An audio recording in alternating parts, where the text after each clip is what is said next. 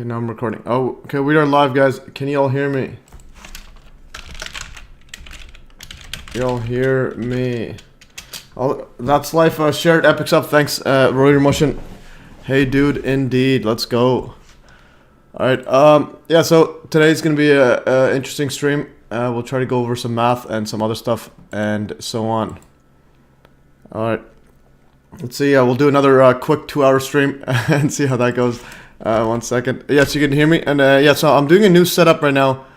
I have a I got a microphone it's like hanging in the air. So it's hanging in the air. I got a microphone stand. So I have a microphone stand that's like I bought one so that it doesn't get near the keyboard because someone was complaining. All right, guys.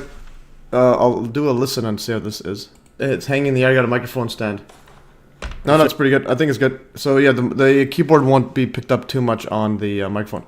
So that'll be good. But yeah, it's pretty good stuff. And let's just dive right in. So let's see what I have opened.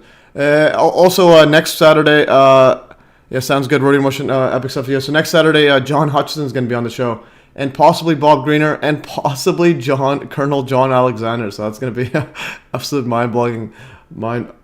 But yeah, John Hutchison will be there. Also, guys, here's a thread cast. I'm trying to get everybody on in Leo right here on the Hive blockchain, and your comments would be there. So if anyone posts a comment here, it'll automatically get updated here, and I'll go over these questions as well. So I'll be promoting in Leo for those who figure out how to sign into the Hive blockchain. All right, guys, that's that. I'm just gonna jump right in. Before we get to the questions. This was actually got sent by Paul Loveless and Bob Green. I mean John Hutchison. Literally within like the same minute on my emails. You could literally see right here. Most of my emails are just John Hutchison. There's a John right there, and Paul Loveless sent firing a Lorentz cannon. So I want to watch this one here. So let's open this up. Right. So this video right here. Yeah, it's not a big channel, but this video is going viral right now. This is firing the Lorentz plasma cannon. Let's see, this is like this. Testing. I don't want to get copyright, but anyways, so he's got a giant cannon. See what happens. To do. Today we're going to test fire this directed energy device that I built a while back. I call it the Lorentz cannon.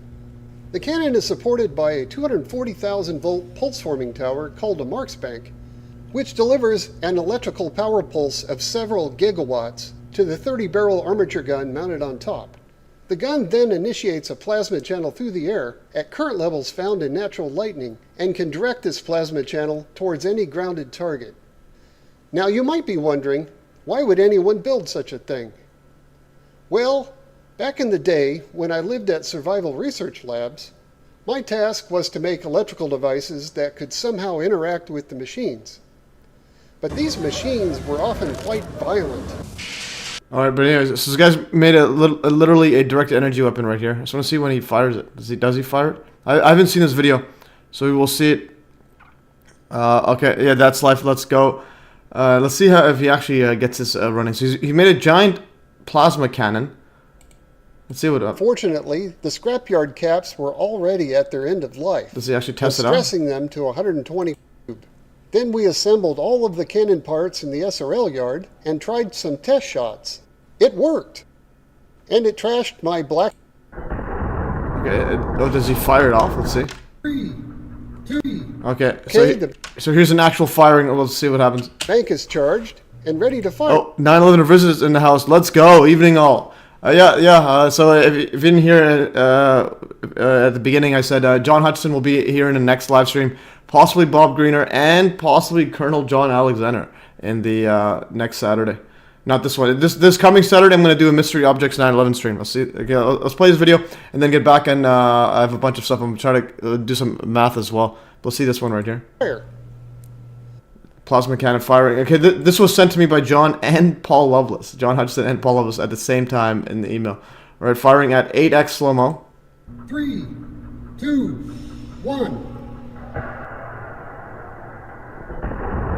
What in the world just happened? Oh my God, it's 8x slow-mo. So something shot here, touched, and became like lightning. Plasma lightning. Okay.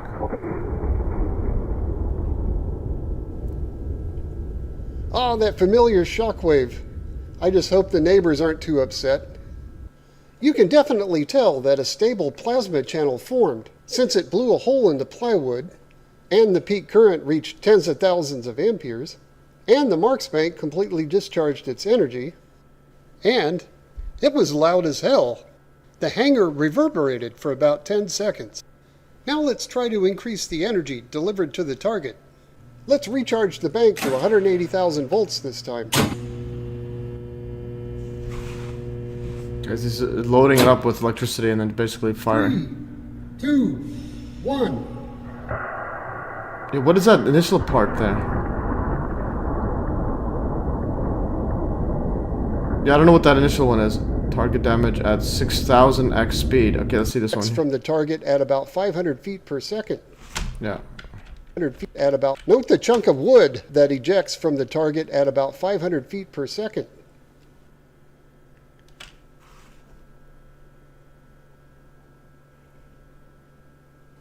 Almost instantly. Here's a close-up of the plasma channel initiation in slow motion. Taser needs a wire. Interesting.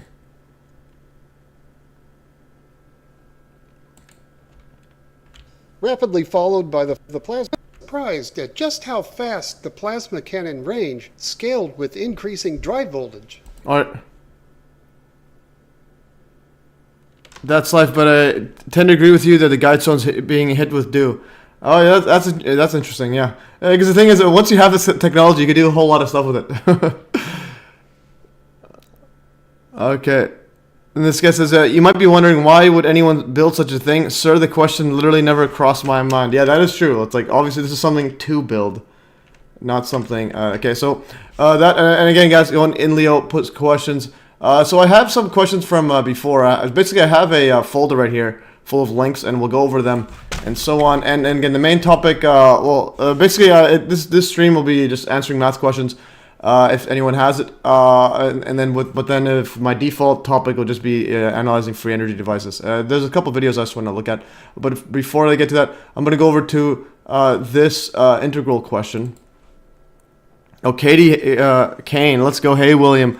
Yeah, I think you got onto my channel from William's That's Life, but not as you know. All right, so I had this question right here on Telegram. Can you help me understand how this was integrated? This was actually way back, and I kind of ignored him. But this person here says, help me with this integral. Use trapezoid rule with n equals 6. Find the integral from 0.6 to 1.8 x squared tan hx. It's been a while since I did this part right here, but we can literally just type this in Grok AI and it'll solve it. So I will use AI. Let's see if we'll solve it. Let's go back to x.com.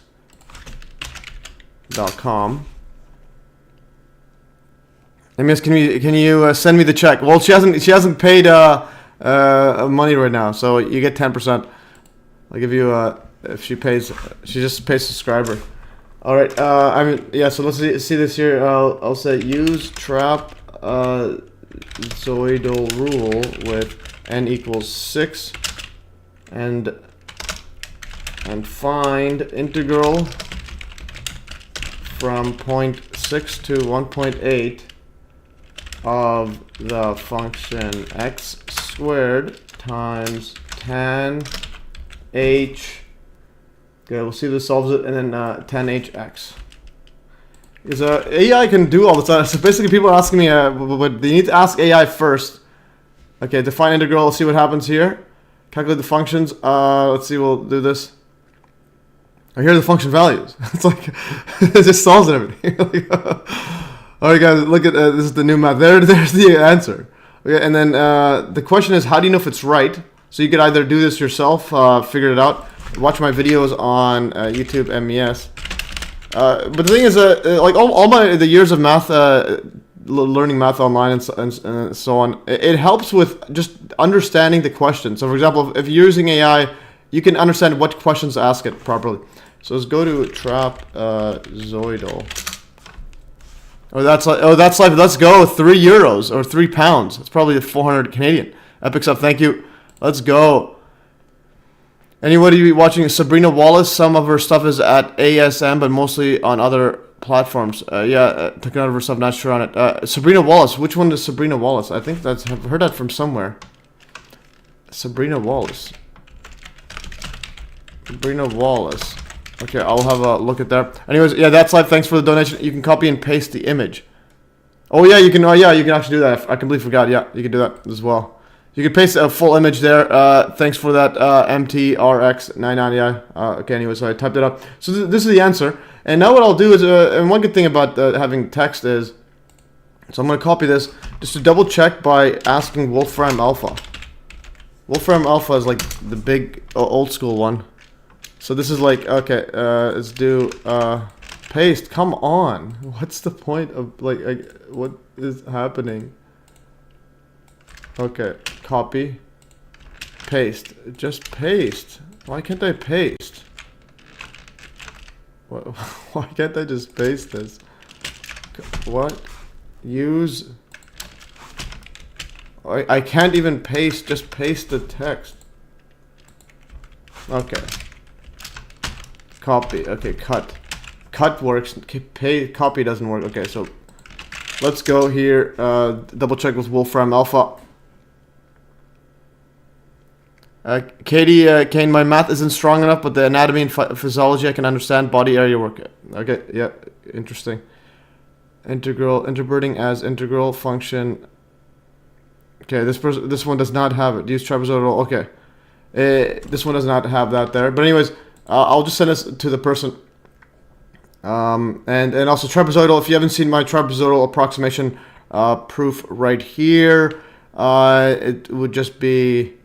Yeah, it's been a while, so you could watch It's time for you watch the internal workings how it is like this. So ET is less than K times B minus A divided by 3. Well, anyways, I'll send this to the person because I'm pretty sure this is right.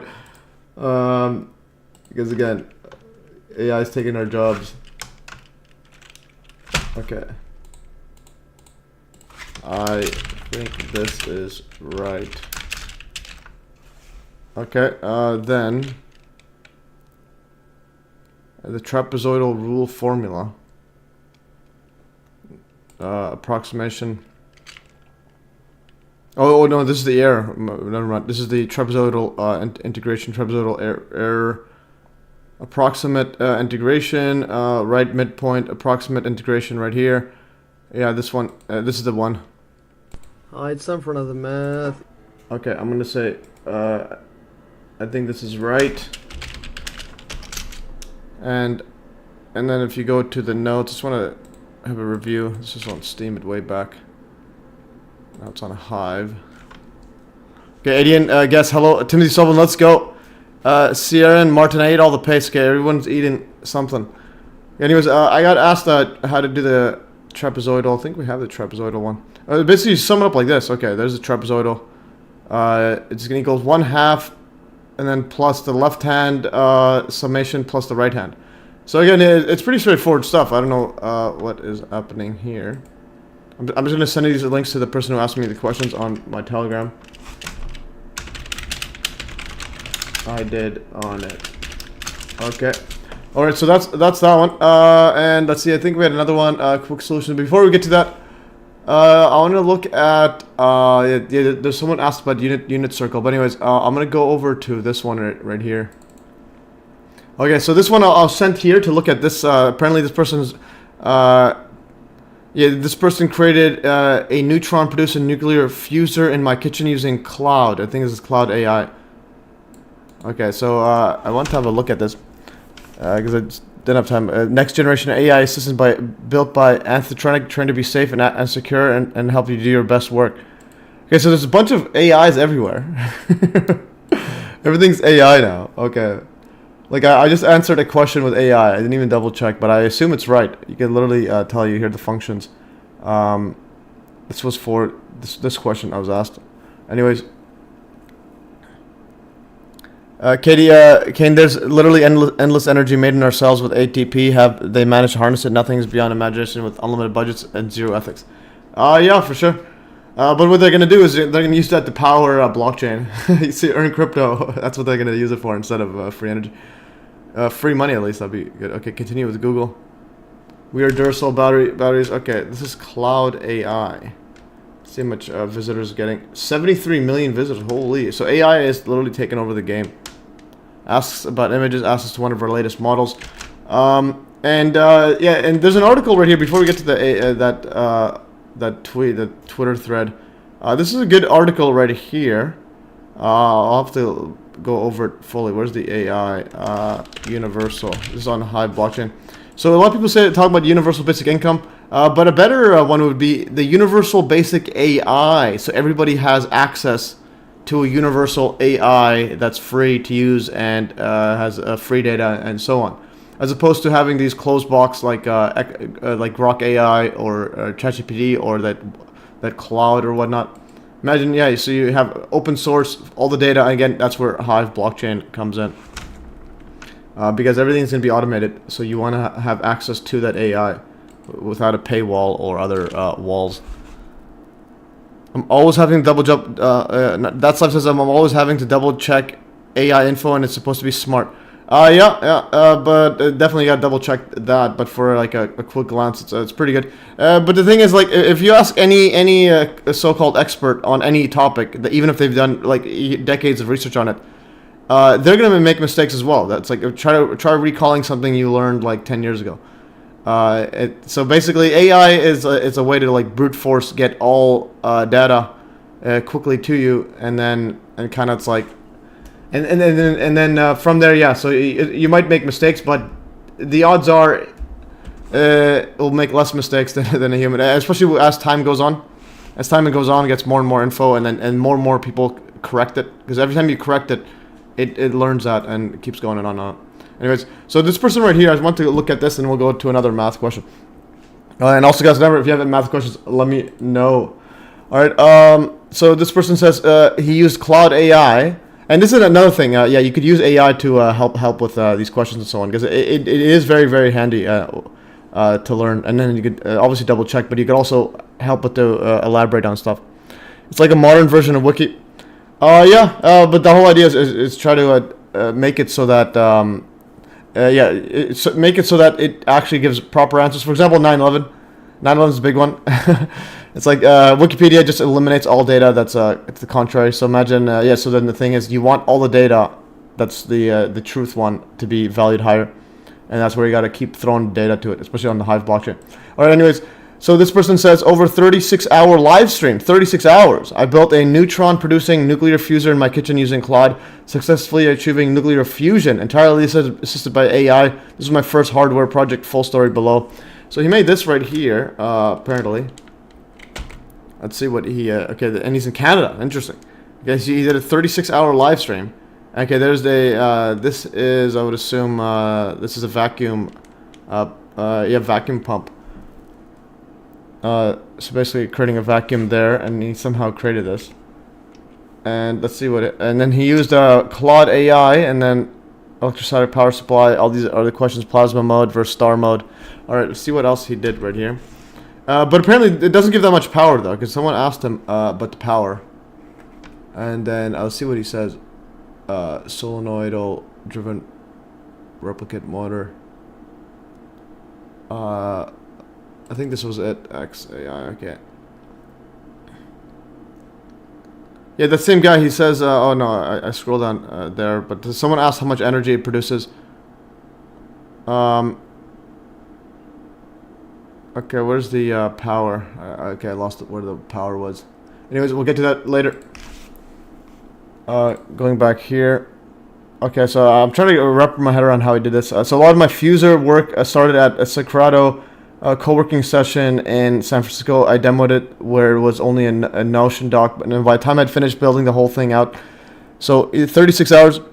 Or Telegram, let's go. It's like a modern wiki. Okay, so we got t.me/MES links. Did you post anything in there? And yeah, thanks for sharing that link, guys. As always, post stuff on the. I post things on a Telegram. First and foremost, post it on there, just because it's quicker and easier to sort through and so on. All right, let's go. Okay, yeah, thanks for sharing that. And And yeah, everything on Telegram, guys, quickly, just because it's like easy to sort through. Anyways, this is threads. I don't know. It's so hard to like grasp this unless it's like a one-off information. It's hard to put everything in threads. Anyways, so this person barely demoed this this nuclear fusion. Okay, no, that's way above. Okay, let's go back here. So he actually achieved nuclear fusion.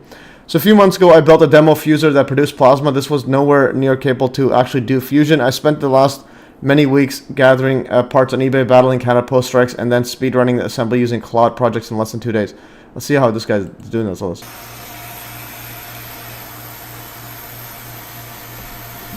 All right. That's so beautiful. It really. I wish I brought my camera. I'm gonna bring this. All right. So apparently he created nuclear fusion. Okay, live fuser in the in his living room. Okay, building a fuser to do fusion is an order of magnitude more lethal. Okay, the specs are 30 kilovolts, 10 millivolts electrostatic precipitator, and so on. So what I want to do is, again, here's a bunch of stuff here. Because someone asked him about the energy, and then he says the energy power is really low. Anyways, this is hard to follow, but what I'll do is, how do you read this as a thread? Okay, XAI, explain this post. Okay, yeah, it's explaining. AI by anthropogenic. The project involved building a neutron-producing nuclear device based on the principles. Okay, let's see this. Pop this out. Okay, this is good. All right, the post references Claude, which likely refers to Claude AI by Anthropic, a controversial AI model known for its advanced understanding and context handling capabilities, often used for complex projects like the one described. The project involved building a neutron-producing nuclear fuser, a device based on the principles developed by Philo T. Farnsworth in the 1960s. Fusers are popular among DIY enthusiasts for their ability to demonstrate fusion reactions at a small scale, although they typically produce minimal fusion and energy. The mention of a 36-hour live stream indicates this project was part of a public demonstration or educational event showcasing the process of building and achieving nuclear fusion at home, which ties into that. Okay, this is a fuser right here. Okay, I want to learn up more on this. Neutron producing nuclear so basically producing neutrons, but at a tiny scale. Okay, and how... Okay, let's go here. Wiki. Let's see what Wiki is for just a general... Okay, a fuser. A fuser device that uses an electric field to heat ions. So basically he's heating ions at a temperature at which they undergo nuclear fusion. Alright, so they do. So you're actually able to do it. The machine induces a potential difference between two metal cages inside a vacuum. Positive ions fall down, there's voltage drop building up speed. If they collide in the center, they can fuse. This is one kind of an inertial electrostatic confinement device, a branch of fusion research. Interesting. Okay, so this is from this stuff. It's a more competent type of fuser. So it's literally using an electric field to heat ions. And then there's a difference between them, so they have to travel. And then positive ions fall down to this voltage drop building up. If they collide in the center, they fuse. So if they go down, if they collide, yeah. So they basically have it in the center like this. If they collide and hit, they fuse. This is a homemade fuser. Interesting. Okay. So you actually literally can make a fuser at home. Nuclear approach. Okay, so fusion takes place when nuclei approach to a distance where the nuclear force can pull them together in a single larger nucleus.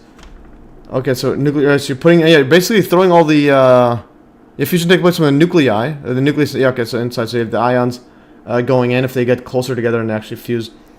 Where the nuclear force can pull them together into a single larger nucleus. Opposing this close approach are the positive charges in the nuclei, which force them apart due to the electrostatic force. In order to produce fusion events, the nuclei must have initial energy great enough to allow them to overcome this Coulomb barrier, and so on. Okay, so this is actually legit stuff. So basically, here's the idea: basic mechanism of fusion in fusers. You have it.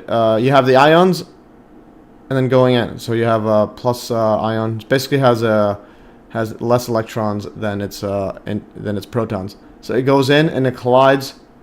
and you can have actually have an electrostatic setup there. It is important to consider the actual startup sequence of a fuser to understand the resulting losses. Okay, history. As a result of these. Okay, so additionally, the scattering of both ions and especially impurities left in the chamber lead to significant bright Bremensstrahlung, creating X-rays that carries energy out of the fuel. This effect grows with particle energy, meaning the problem becomes more pronounced as the system approaches fusion-relevant operational conditions. As a result of these loss mechanisms, no fuser has ever come to break-even energy, so you can't even get to break-even energy using this method. Output, and appears to be unable to ever do so. A common source of high voltage are this flyback high volt sources. Anyways, yeah. So according to mainstream, you can't produce actual, not even break-even energy. We're not even talking about output there. And that's why the nuclear bomb stuff, they use the same setup pretty much, except it's a chain reaction. So fusion. I think okay. I'll ask Raka here. Okay. So neutron producing nuclear fusion, understanding the concept. A neutron producing nuclear fuser, often referred to simply as a fuser, is a device that uses electrostatic fields to heat and confine a plasma of deuterium or fusion fuels to achieve nuclear fusion. The fusion process in a fuser typically involves deuterium DT reactions, which produce neutrons as a byproduct. Alright, so anyways, it does this right here. What power input to output ratios are expected with a fuser, and compare that with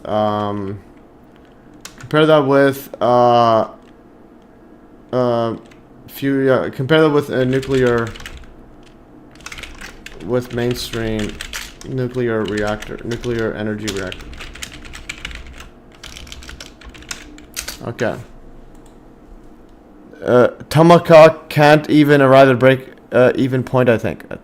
Tomahawk. What is Tomahawk? What's all these like words? I need to ask AI. Okay, let's see. So let's analyze the power input ratios expected for fuser and compare them with mainstream. Give me some numbers. Okay, so what is this?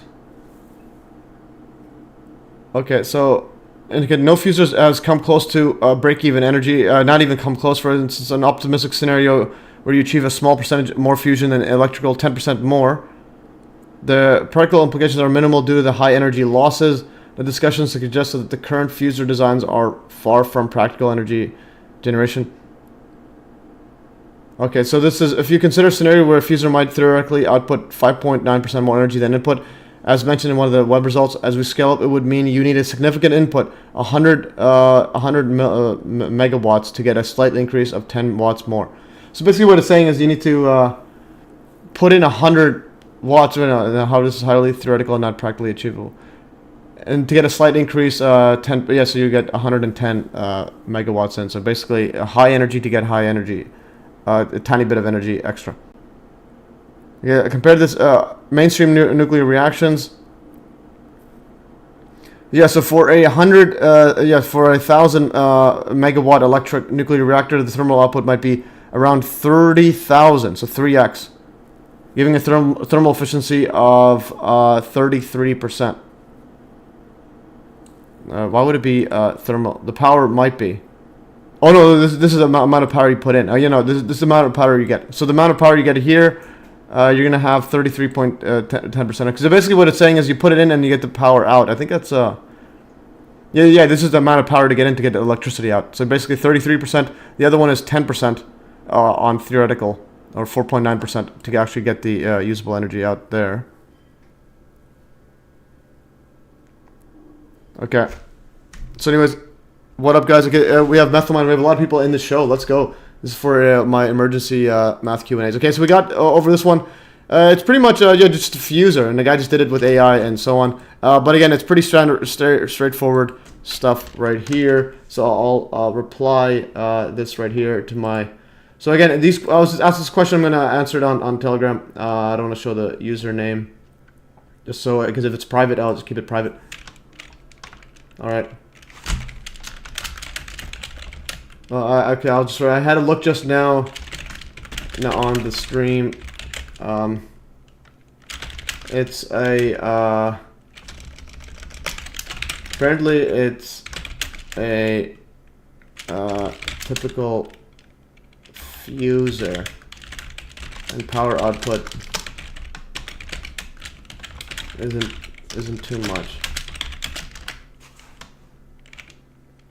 Okay, so I replied there. Anyways, so we're doing live answering questions. Okay, so there's another question. Now we'll go a question right here. This was on unit circle question. Okay, so what I do is I took a screenshot. Okay, I need some help with some homework. What do you need help with? The unit circle. And I asked before stuff like that. And I think it was a different setup there. We're getting some questions. All right. Okay. I'll close that. Okay, so what I'll do is, so the unit circle, and I think I had videos, but he wanted basic videos, not the other setup there. Let me go to unit circle. I think I've done something on unit circle. Unit circle. Oh, these are on parametric equations. I'm gonna go unit circle. I think it was I'll go to wiki because there's different types that you can look at. Unit circle, radius 1. So unit circle just basically has a centered 1. Okay, this math is fun. I'll just go to the wiki. What I like about wiki is just that it's mainstream, so at least you know what the mainstream is. Have you ever looked into Edwin Vincent's gray free energy car? No, I haven't looked. Unless I may have. I might not have had the name properly. So we'll look at this one as well. I'll keep this opened up here, and I'll go back to this. So anyways, I'll go back to this. So unit circle. In a unit circle is a circle of unit radius, that is a radius of 1. So basically, yeah, radius of 1. Frequently, especially in trigonometry, unit circle is the radius of 1 centered around the origin. Anyways, if x and y is a point on the unit's circumference, whose lengths are the lengths of a right angle. Yeah, so basically, if you right angle like that, and then trigonometry. Okay, so you have this using the trigonomic, the Pythagorean theorem. You get the x squared plus y squared equals 0. Anyways, I don't know what the unit circle. Anyways, I didn't actually get the question. I'm gonna go back to the person. It was on my Substack. Someone messaged me. I will exit this right here. Just to not show the comment. I'll say, what exactly do you need help with on the unit circle? I'm not sure what you mean. And I'll send a link to the wiki article. What part of this article do you need help with? Okay. Okay, so Methyl Miner says he created a fuelless battery-powered car, was endorsed by the governor of California, then sued by IRS, and later killed in his garage.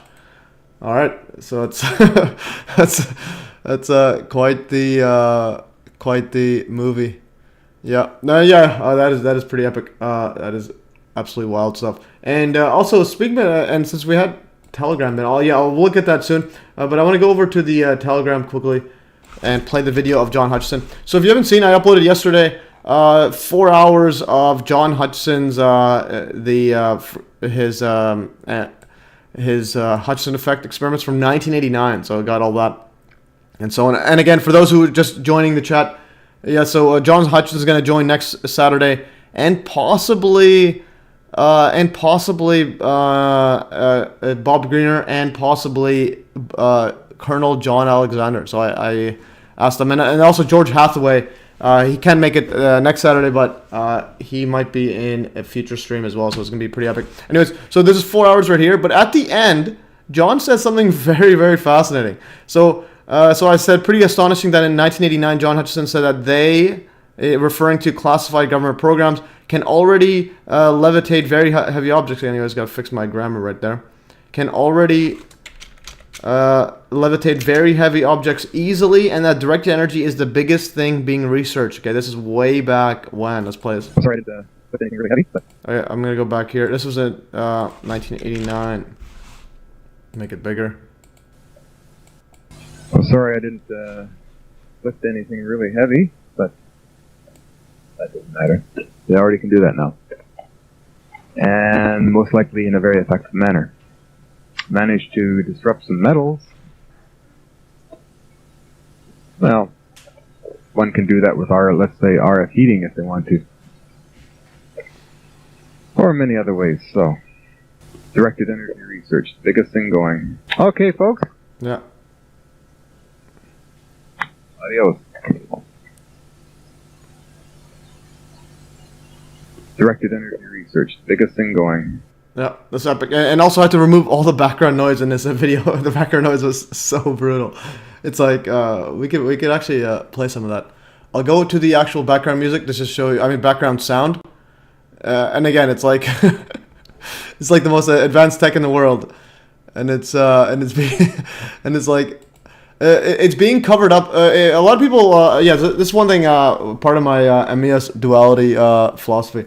Basically, a lot of people blame, let's say, the government and so on for suppressing technology, but also we suppressed it ourselves by not taking it seriously or not producing it well, not making it easily digestible. So, like, for example, this video, him just talking like this, here's the unedited original one. Let me go back to it. See, it was black and white. Let me open up. Yeah, this is black and white. Okay, this is black and white. We'll go to the end and listen to him as well. Actually, half of it is just blanked out like this. Okay, then there's him talking. Listen to the background noise. It's like, how could anyone listen to this back in the day? Anyways, yeah, how could... So, like, what I mean is basically anything you upload and you want to get people awake, make it professional. So don't always blame intelligence agencies or normies covering up. It's also, we need to also make it digestible. So let's listen to the background noise on this. Yeah. Yeah, okay, I'm a clown. So be it. But, yeah. Oh no, he's making fun of himself. Actually, yeah, this isn't too bad, the background noise. But this one, it gets really bad over here. Yeah. So imagine that 2 hours is just like this noise. But then when he talks, it's a bit, I think the lower, there's less sound. Okay, there's a lot. And reach for the stars, reach for our neighbors, because... Okay, there it is. Epic stuff. Nice. As John or as a princess? Metal miner. hey, John. Oh yeah. Also, yeah. So John, John be doing his thing, but John gave me access to his YouTube channel. So I have to go to my YouTube, and you can click on like. So I can literally go and change my switch channel. I can go and switch to John Hudson. So your private activity would be attributed to your personal. Okay, I don't know what this is. Which one is it? Private? I don't know what this means. Anyways, just switch up. Okay, so yeah, basically saying whatever I search on this will be on my other one because I'm able to share this. So I'm in John Hutchison's account right now as we speak. So go to my channel. And I changed the username to Hutchison Effect. So now he has the official Hutchison Effect thing, and then and I added my playlist right here. I might change the profile, but I'll ask him next stream. I'll try to put a better one. And also I also put my Hutchison Effect playlist link on his about page on the top. So MES Hutchison Effect playlist. I also added this playlist right here. Also added the Bob Greener's playlist. And also put as featured channel right here. And also all of his uploads I made a default one so that it all shows up as... so if you go any one of these... it should show up. Oh, no description. I thought it should have it automatic. I'm gonna go back to this. I think I didn't change it. So this was another day ago. Okay, so I gotta update it right now. We're gonna do updating right now as we speak. I'm gonna do settings. Channel. Where's defaults? Upload defaults. Yeah, it's supposed to have this right here. I don't know what happened. So this is supposed to share right now on it. But anyways, if you go right here to content, because I added all of them over here. Yeah, so all these have it. So if you go click on this one, for example. Oh, no, okay, no, I think I removed them all. Okay, I'm going to go back on it now. Okay, I'm going to add these right now. Add, select all, and then add, insert at the beginning or insert at the end. I'll just go... yeah, I'll just go insert at the end, or insert at the beginning. Insert at the beginning. So I'm gonna insert this at the beginning, guys. Okay, and Hutchison Effect playlist, and we're gonna insert all at the beginning. Update videos. I understand implications, actions. Okay, anyways, I'm just gonna upload these all, And this will be on all of his videos right here. Alright, yeah, so it will update it anyways. So we're on the Hutchison effect. Oh, I gotta switch back because I'm live streaming. So I don't know. Oh, I gotta, let's see if this goes back. I'm gonna, okay. It's safe to navigate away. Okay, so it's safe to navigate away. And what I'm gonna do is, because we are live streaming, I'm gonna go to YouTube. And I'm gonna switch back. So because we are live. Okay, I'm gonna switch back because I don't wanna mess things up. Okay, I'm switching back. And we are good to go. And go back to the Hutchison one. And I also, I think I have it in my, if I scroll down in his featured channels, I think I put it right here. View all. Okay, there's John. Okay, let's see if the videos show up now. Anyways, I'm updating John Hutchison's. There it is. There it is. So I added all the, in the description of all his videos, Hutchison Effect playlist right here. Let's go. And it's got them all here. And also the other one is still going viral. It's at 47,000 views. Let's go.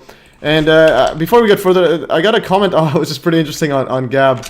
So if we go to Gab, this person, so yeah, a lot of people obviously like the video. And then this comment's pretty interesting. Oh, Donald Trump's in the house, guys. Let's go. Fly to the moon. Let's go, Trump. So, what makes you come to this channel, Trump, when you have, like, a country to run? Also, so this guy says, if it wasn't BS, we'd have levitating cars by now, as in the sci-fi movies. And I said, quote, we don't get nice things. This technology is classified while they give us double masking. So, like, think about it. We live in a giant conspiratorial world. And this guy's saying, hey, they would have given us flying cars. Are you lost your mind? They ain't giving us nothing. All right, they're giving us, I think, 72 vaccine shots. Let's see, America. Okay, I lost Grok AI right here. How many vaccines do kids in America get by the age 6? Okay, so anyways, instead of flying cars, let's see, doses, total, let's see, 4 doses, this one, inactivated polio, measles, 2 doses, okay, sum it up, let's see how much, 30 doses, total without annual, vax, 30 doses for the primary series of, vaccinations, interesting, so 30 doses, alright, that's what this one's saying, 30 doses, so instead of flying cars, we're getting injections, so have a, safe, trip there. Alright, Sabrina Wallace, I don't know what, okay, so anyways, and then also, Metal Miner sent me some stuff on Telegram. We'll go over that, but I do want to go over some math. So basically I want to alternate until I have questions and so on. I think someone asked me right here. Memorizing it. Okay, so that unit circle, the guy asked me about memorizing unit circle. I don't understand what you mean by memorizing. Like, so I'll see I got it on, you know, I'll share this like this. How do I, like, just normal up and down? Okay. Yeah, so the person replied to me, memorizing. Memorizing what? But this guy's, I think he's a kid in high school or pre university or something. Anyways, I don't understand. They need to be giving me more context. Okay, I'm gonna go back, and what I'm gonna do is, so anyways, so yeah, flying cars is not being given to us, but instead we got flying injections. All right. And also here's on in Leo, if you guys comment still 0 on the threadcast, post live on there. But anyways, you post there, I upvote your stuff. So if you make your way on in Leo, you vote. I mean, you post. I will give you the first person to post. I'll give him 100% upvote. So we get like 20 cents American. It's pretty good. All right, guys. Actually, we're getting a lot of stream there. Okay, I'm gonna go to the next setup. What we have here, and Jeff Stewart, find me anywhere, but get me off Earth. Interesting. All right, so I'm going to go to another math one, and then go back into, look at the that one that Metal Miner sent me, and that this Edwin Vincent Gray free energy car, I believe that's what he sent me. So I will look at, this one here was, Alan Forrest actually sent me this, and this one is, from this guy here, which I'm pretty sure is a disinfo agent, this Daniel Naga, or looks like a control opposition. Anyways, I'm going to increase my desk right here. Yeah, I'm gonna start standing. Alright. 1 second. Alright, I am standing right now.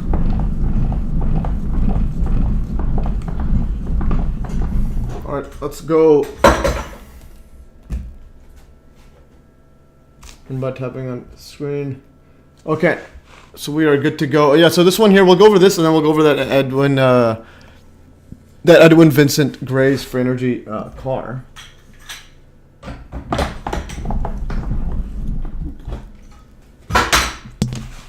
Okay, this one, yeah, so Daniel Nagas, he's the posts a lot about COVID, but also he believes in, quote, viruses. So that's a bit weird. And also, let's see, there's some very interesting stuff that, because he said he was gone forever, and then he came back. Let's see, when did he says?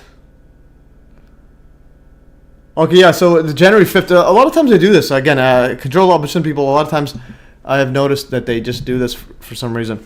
So you can go right here. So on January 5th, he says, a new year and the closing series for the Substack. And then all of a sudden he just completely ignores it and just starts posting again.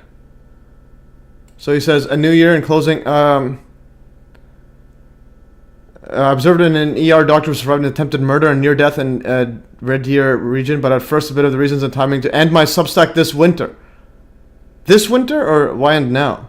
Yes, he's ending it, but then all of a sudden he starts posting again. Let's say January 16, 29, and 31, and that. But he also has and he also says people that don't believe in viruses are in a cult or something. Let's see, viruses. Oh, this is. I'm gonna go over here and see if he believes in it. But anyways, I'm just gonna go over this just to give some context, and then go over that article that Alan Forrest had told me to look at because it does some math and so on. All right. How do I like search things? Oh no, this is logical surprises. Okay, oh, that's how you search. Yeah, Telegram. I'm like semi-blind. Okay, viruses.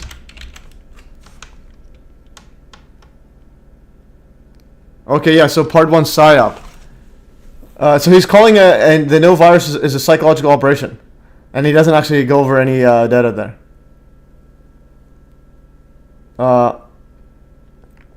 Okay. Anyways. What happens when I explain quote vindicate to someone who has undergone the psychological operation that viruses don't exist? Anyways, so this information literally confirmed. Like, how can anyone look at virology and not wonder what in the world's going on? Find me anywhere. Yeah, it's a great read. Okay, so this one here, I'm talking about this one is so cool solutions for mathematicians. Next article will be about invincibility. I just want to grasp what he's talking about because he speaks in just so it's hard to follow along. Like, just tell me the point. This is a quick article today that refers to an AI article I wrote a year ago, specifically the section near the end, the AI scare scenario. It's got repost the words of a commentator who stated that right now there's widespread feeling that this ON log solution is right around the corner. It turns out just 1 year later he was right. DeepSeek AI is now open source and downloadable. DeepSeek FY is a low budget and so on. Okay, so anyways, what is going on here? Just like give me some why open Pandora's box. If you train advanced learning algorithm like DeepSeek on error correction, problem solving, and morality data, morality data such as all the articles on Daniel Nagas and the archive linked. Anyways, everyone can have their own problem solving algorithm that solves all problems, including one that do not exist yet. Anyways, it's just hard to grasp what in the world is he even talking about. Okay, so anyways, so if Alan Forrest, if you're watching, it's hard to this guy. I don't understand what this guy's talking about. I'm gonna go ask Grok AI to summarize this article. Okay, let's go back another one. What is this guy talking about? All right, let's go here. Let's see if we'll answer it. Oh, whoops! Well, actually, before I go further, I hate these tracking stuff. I'm gonna erase the question mark. Okay, so let's go back here. The article by Daniel Nagas. Okay, it's something. It's like double checking. Okay, it literally corrected itself live. That's interesting. Nagas introduces a method called discrepancy analysis, which he uses during his career to the emergence department to resolve discrepancies between the patient's symptoms Okay, no, this is a different one. No, I'm saying this article, okay, it's not even searching it. I'm going to copy this. We're doing live AI sorting out what in the world this guy's talking about. Okay, so talking about AI. Oh, read full story. Here's a full... No, that was... It's so hard to follow him. Just give me... No, that's... Okay, back here. Okay. Okay, give me bullet point summary of this article. It's like deciphering. He's probably using AI to... But referencing past AI article, development prediction. This ON log N. Okay, what does that mean? Explain what he means by this. So again, Alan Force says he's dealing with math, so he asked me about it. But again, math without context is just like gibberish. So it's like, what exactly? So you can ask. So anyone can ask, what is it even talking about? We're referring to a concept from computer science known as the Big O notation, which is used to describe performance or complexity. So Big O notation provides an upper bound on the growth rate of the runtime of an algorithm. So basically, the runtime essentially tells you how the algorithm's execution time or space usage increases with the size of input. Then N represents the size of the data. If you have an array or list of, and then N is that length. Log N refers to logarithmic of N, typically base 2, but can be any base. Anyways. So in meaning and context, an algorithm with time complexity of O(n) log n means that the time it takes to complete grows linearly with the size of the input, but is also multiplied by the logarithmic of that size. Such algorithms are often seen in sorting algorithms like merge sort and heap sort, where each element might be compared or moved log n times. But you're doing this for each of the n elements. In the context of AI or machine learning, Nagas might be suggesting that a solution or algorithm with O(n) times log n complexity could handle vast amounts of data more efficiently than previous methods. This would be particularly significant for large-scale data processing tasks like training deep AI learning models or performing complex queries on massive datasets. The reference right here as being a quote right around the corner implies an expectation or realization of significant advances in AI processing capabilities where algorithms could scale or perform operations on large data sets more efficiently. Why it's notable, this complexity is often seen as a sweet spot in many algorithms because it's much better than this right here, quadratic time for large inputs, but not as good as O(n) linear time. However, for very large n, it's significantly faster than quadratic time algorithms and making it feasible for real-world applications dealing with big data. Yeah, so basically O(n) squared, because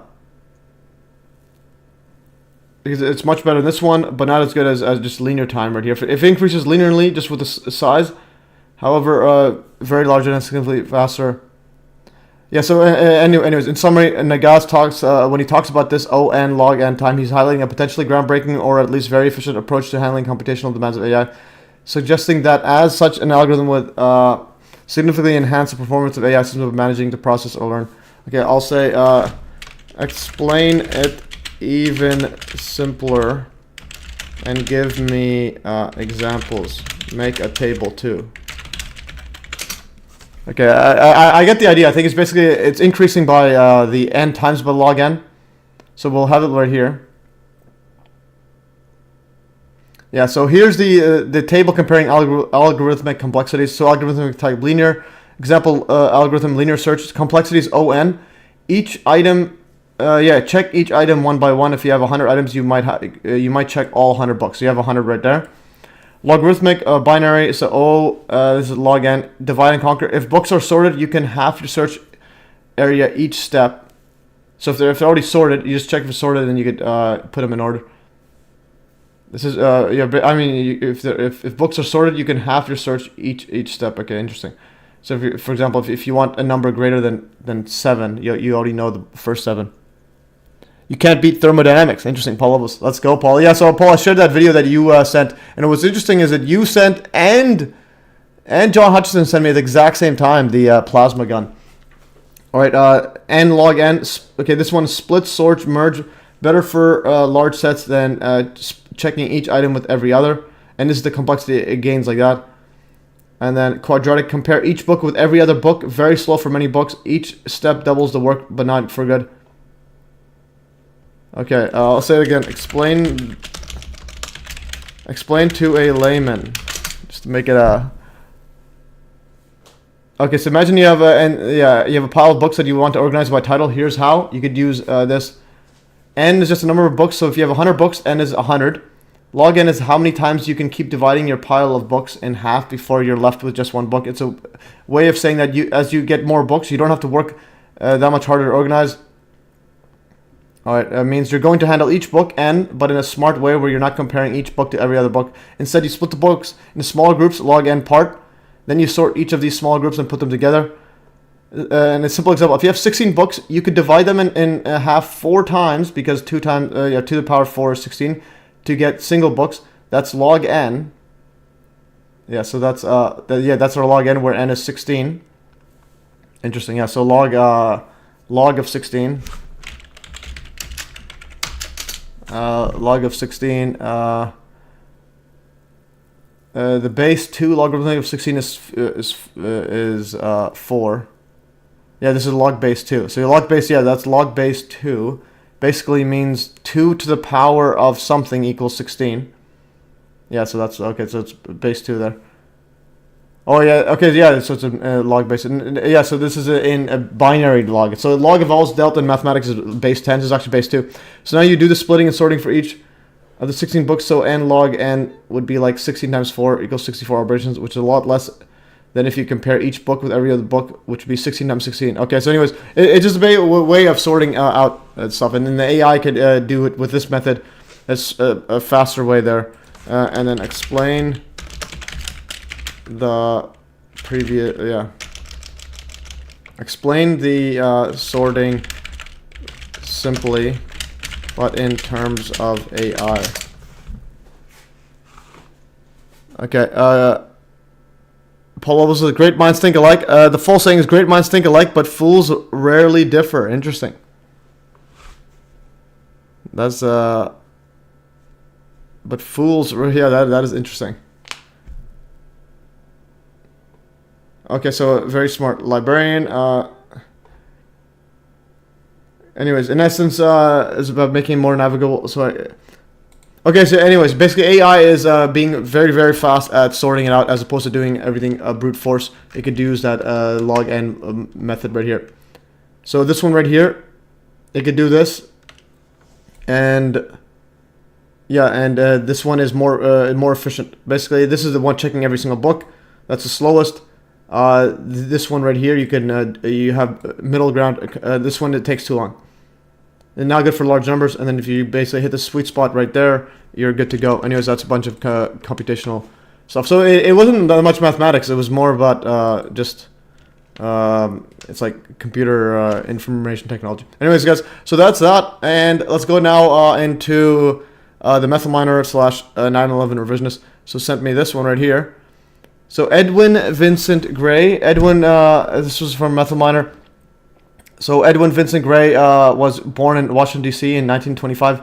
He is one of 14 children. Holy! At age 11, he became interested in the emerging fields of electronics when he watched some of the first demonstrations of primitive radar being tested across the Potomac River. He left home at 15 and joined the Army, attending their advanced engineering school for 1 year before he was discovered and honorably discharged for being underage.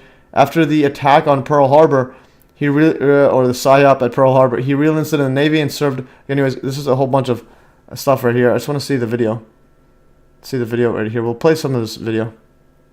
Do we have a Discord yet? Well, I have a Discord. You could, yeah, I have a Discord.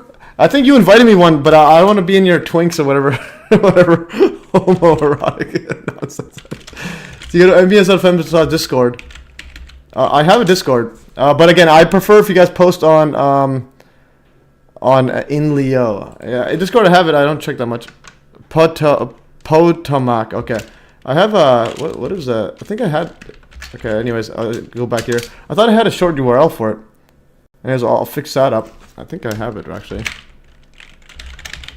If you go to mes.fm/links, and then let's go right here.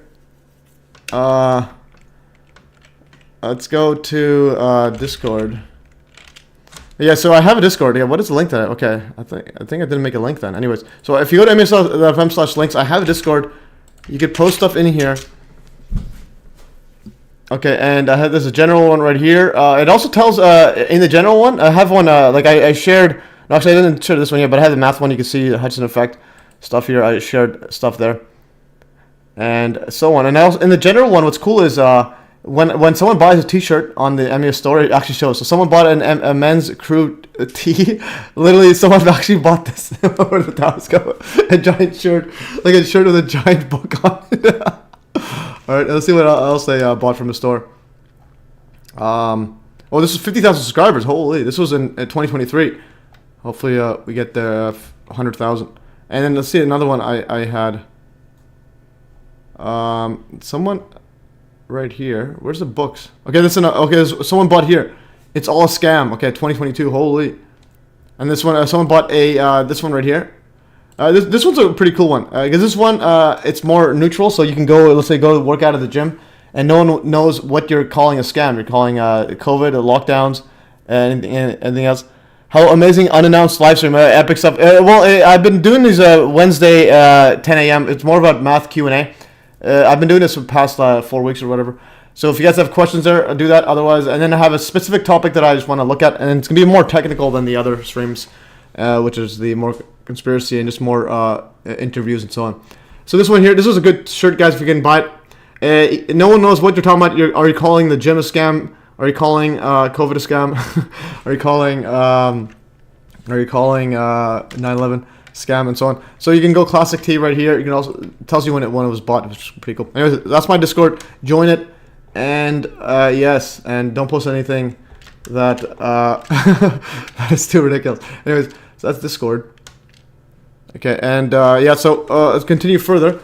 So this was, let's see about here. So I'm gonna go continue on the gas one and see if he believes that Donald Trump assassination attempt.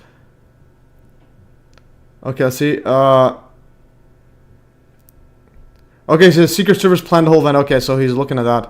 So that's obvious. But also, not just that, Trump's also part of the whole setup there. Yeah. Anyways, so he's control opposition. Anyone that actually thinks that Trump was in danger during the quote assassination attempt does not have working brain cells. It's like there was literally psyop upon psyop. There was not a bullet piercing his ear, and his ear is perfectly fine. His hearing damage is perfectly fine, and he's asking to let me get my shoes. I was shot in the ear. Let me get my shoes. What are you talking about? Why'd your shoes off?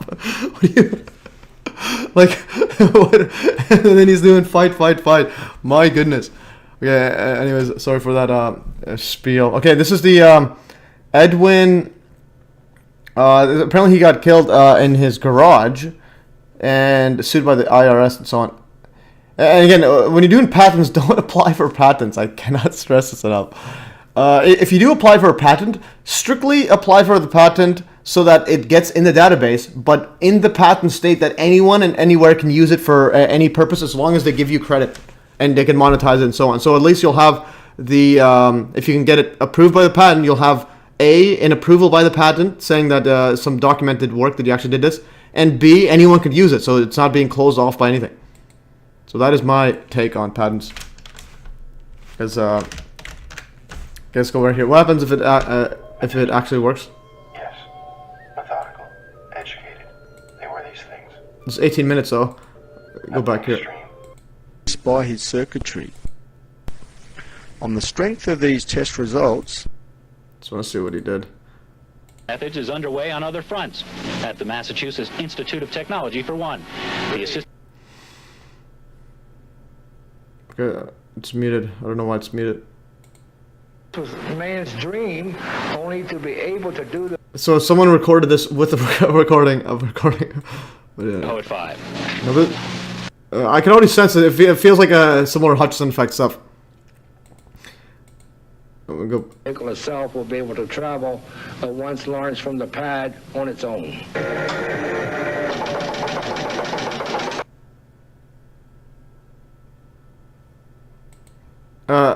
Tell her when I click the Discord link, it just opens the Discord app on your phone. You should be able to log in. Do you have a Discord? You should have a Discord. I don't know what's going on. People have had Discord. Let's go back here. If I click this one, it opens up to the channel. I don't know what else you need. Take a screenshot and send me or email me it if you can. Email me screenshot or sign in. You know, you'll need to sign in.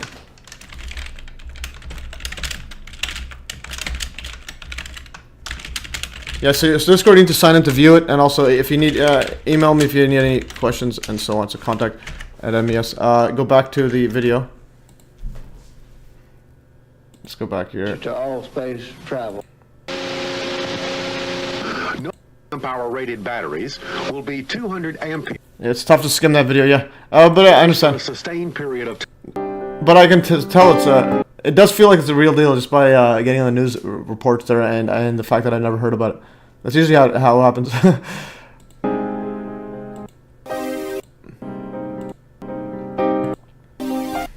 I will have a look at this when I get some time. His invention is mentioned in Cold Secrets of Electricity. Yeah, I want to ask Grok AI. Summarize Edwin Vincent Vincent Gray. Go back to that. How do you spell his last name? Edwin Vincent Gray.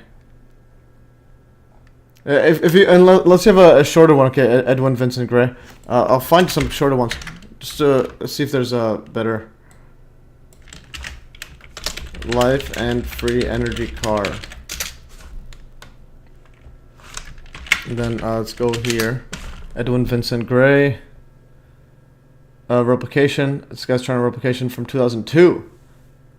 Without the tube. Okay, here's the full video right here. Inventor down the rabbit hole. I will add this to my watch list as well. Add save to watch later. Okay. How does it work? Let's see what replication one. Hey guys, welcome to my channel. So tonight's video is about this high voltage pulse motor. I made this way back in 2001, 2002. It's kind of my replication of an Ed Gray motor.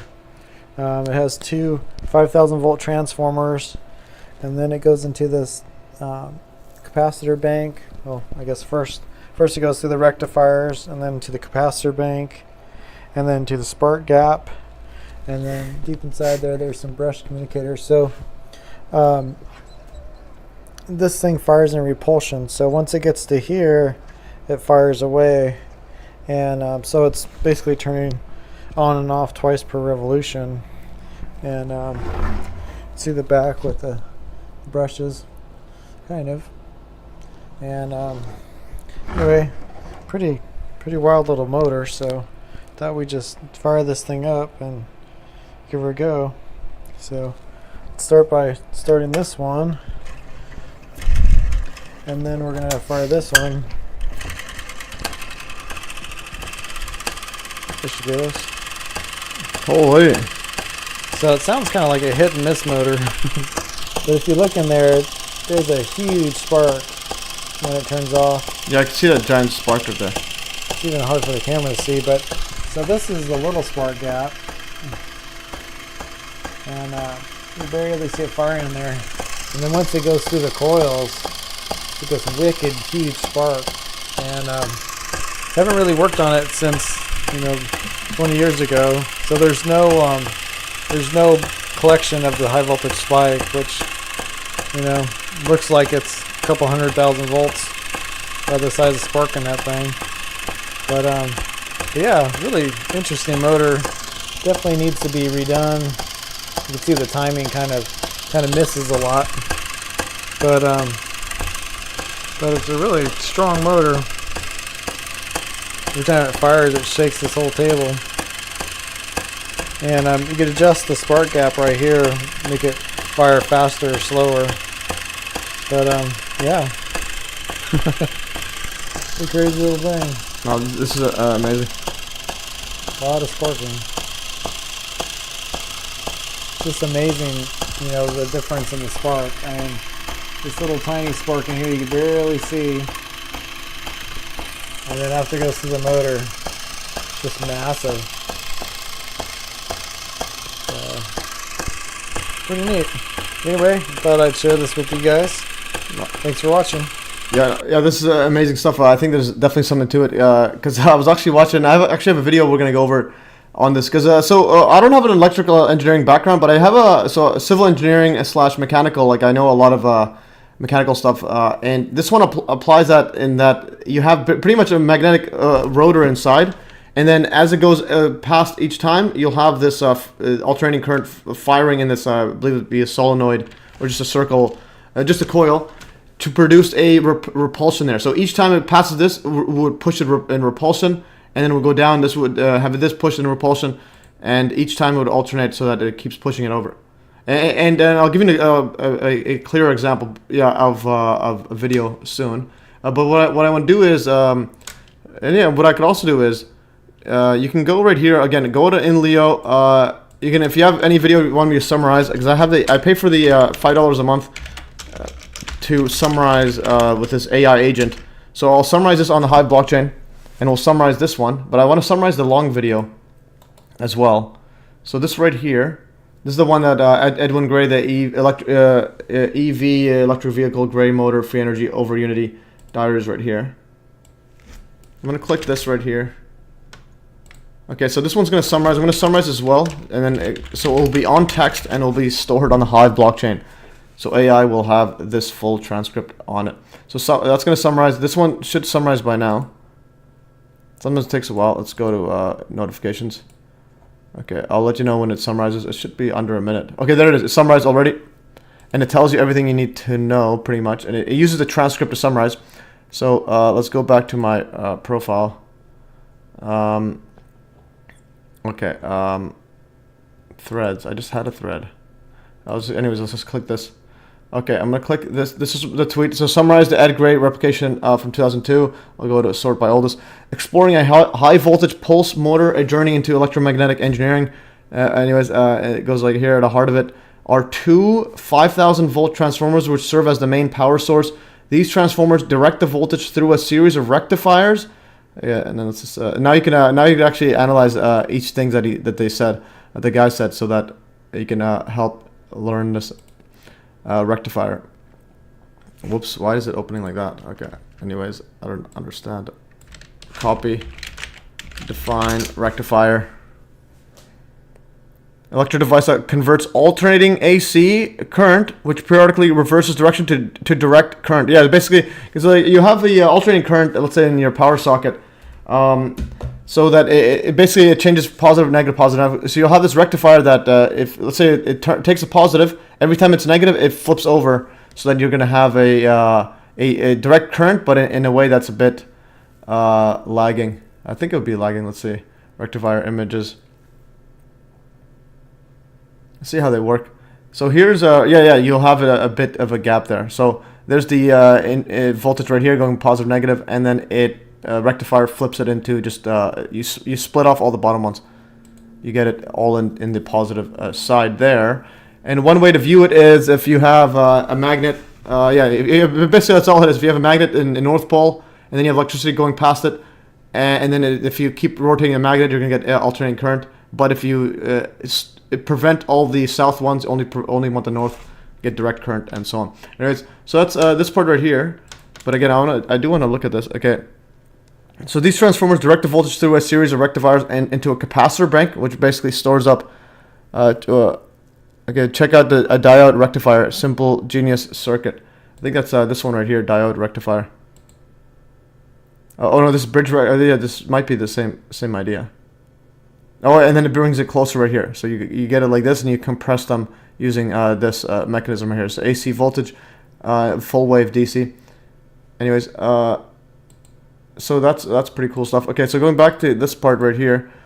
So rectifiers into a capacitor bank, effectively storing electrical energy for use in the operation of the motor. Yeah, so you store it and then you use it right when the rotor side gets past that one of the poles, and then you fire it off so it repels that. So following the capacitor bank, the electrical circuit is calibrated to pass through a spark gap. This element is crucial as it generates the initial ignition needed to power the motor. Inside the motor, one can find brushed communicators, a vital component that aids in the flow. Anyways, there's the general idea, and just to give it, you can go through this stuff there. But also now I have the other one here. So now I summarize Edwin Gray's one. So we summarize this, put it on the blockchain. It's all on the Hive blockchain. This could be now used for the AI that's being developed on the Hive blockchain. It'll all be open source, and all the data is public. So this is going to be, again, the universal basic AI for everyone. That's pretty much Hive is going to be. And what it does is it democratizes AI. Everybody can have it. All right, guys. And here's a summary of Edwin Gray's life right here. Story of Edwin Gray, electromagnetic propulsion. Inventor, passionate about alternative energy sources. And to see what ends up pioneering electric motors. And basically, yeah, it's basically using magnetic pulsing to turn a wheel. That's pretty much all it's doing. And global interest in it ongoing. Claimed that interest was growing internationally. And then encapsulates what happens to his life. Did he die in the garage? I'll go back here. I think it mentioned garage somewhere. See the full transcript. And eventually, I think Hive should have all the transcripts as well. Should be on the blockchain. Garage. No.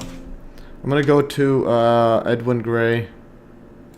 Or I'll should be for death. Let's go to see his death. After Ed Gray's untimely death, to this day, they have never been reproduced. They've never been what? To this day, they have never been reproduced. They've never been reported. Edwin Gray, Vincent. Wiki. Let's see the wiki on him. No, this is a different guy.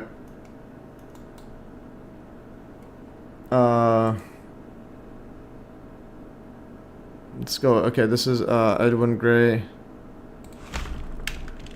Death. Called free energy.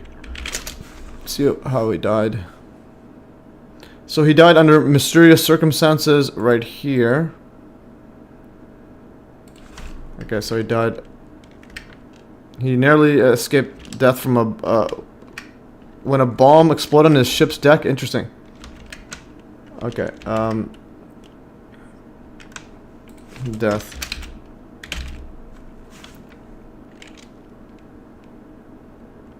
Okay, this one's apparently looking into his death. Okay, go back. I want to see. Did he mention death right here? Okay, yeah, so he died under mysterious circumstances. He was in 64 in good health. Thank you for doing a deep dive in him. Yeah, for sure. And also put on the blockchain, you can actually summarize it here. So now this is a full summary on here, and so on. No, this is very interesting. And going back into that the thingy. So the actual mechanics. So this guy did the replication of it. So it basically you spin it with using a high voltage pulse motor. So basically, to summarize it for the layman, yeah, including me, I'm like a semi-layman. I'm getting enough info where I'm getting more and more knowledge on this and expertise. So basically, you get electricity in here, you store it, and then you release all that. Once this, first you need to manually spin it, and then once the imagine this is a magnet, north and south pole. So imagine once the north pole goes to here, you turn this coil into a north so that it repels it away, and then and at the same time this one here will be a south, and that'll be repelling the south. So every time this gets near it, it gets pushed over it. And to illustrate this even further, this is the video I just saw a few days ago, which is quite coincidental. So solenoid-driven repulsion motor. So this person right here has this is pretty much the same idea. This is solenoid driven, and this guy believes this is possibly over Unity. He's not 100% sure. This is a lever causing a very heavy 10 to 20 pound rotor to spin at over 200 RPM with no slowing. So he thinks that, and is a tiny low power solenoid actuates a permanent magnet lever. So anyways, if anyone's an electrical engineer or you know someone that is, that wants to get interested and has a lot of lab equipment and so on, tell them to get involved, get in touch with me. We'll possibly do a live stream and also try to help them. Basically, what I can do is I can direct people to build stuff. I can also get it and then dive into it and then research and see what we can figure out. But anyways, this guy has a very similar one to that Vincent Gray one. So here's a 10-pound wheel, but he says he was able to do it with like 20 pounds and so on. And this one right here, this is the idea, except instead of using the solenoid, so solenoid is basically a coil. So for those who haven't seen my setup here, mes.fm/physics playlist. So just to illustrate magnets and coils right here. So if you go to my playlist right here, MES Physics, I highly recommend it here. So these are ones current through a metal wire produce. Okay, this one here. I highly recommend going through the playlist because this is like my goal is to make physics and electromagnetism actually mechanically understood in an actual way, as opposed to the current quantum mumbo jumbo of mainstream like non-explanations.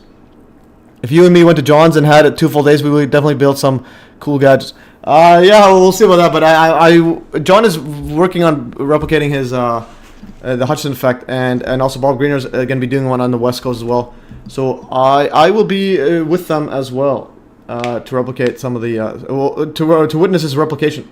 Anyways, we will go through the stuff. Yeah. So anyways, Paul, I think it's I think we're good for now. Anyways, an electric current through a metal wire. So here's if you have a magnet right here, it behaves. It's the same as if you have electricity going through a coil. So that's the thing. So this is a solenoid. You have a magnet, electromagnet. This is a magnet. Electromagnet, a magnet. So the one I just showed right here, the Edwin Gray one. This one uses all of these are solenoids. None of these actual permanent magnets. They're all just electricity to create a pole, and it goes there. That's like MES and Paul on a road trip. Yeah, all right. And I do know an electrical engineer. Also, he then knows John. I'm trying to get him on the live stream. He has built some of the power cells that he says are astonishing, and that he's shown it to a lot of PhD guys, and then they're just like baffled, like what's going on here. So hopefully he gets on the stream. And I also have one of John's former partners that he worked with, and we're going to be looking to make the Bruce De Palma end machine. So if you haven't seen, before we go further, I'll go here. Bruce De Palma. So I talked about it right here. Paul obviously thinks my Guinness will rub off.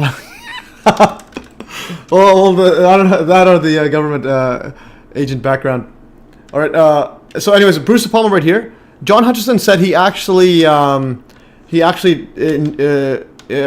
talked to his brother, and I think he knew Bruce De Palma as well. And he says Bruce De Palma is a genuine guy. That this guy actually produced two counter rotating gyro magnetic rotors, and then was able to produce free energy on this. And then he got this guy also got died as well suddenly, or I think he was killed just before his. I think he was killed, right, or died. I think he died just before a presentation that he's supposed to do. Anyways, so in the works with John's friend that he lives near me. I actually talked to him. I saw him, visited him one time last year. So he will be, me and him, when he comes back from India, out of all places, we're going to be trying to replicate this one here. I definitely think this is a real deal. So anyway, so basically my point is, John knew Bruce De Palma and his brother, and says that Bruce De Palma is the real deal. He's a genuine guy. But John also knew, just to give you an example, so he knows John Searle.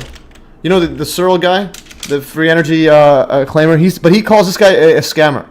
So John says Bruce De Palma was the real deal, and also Edgar Mitchell also threatened him.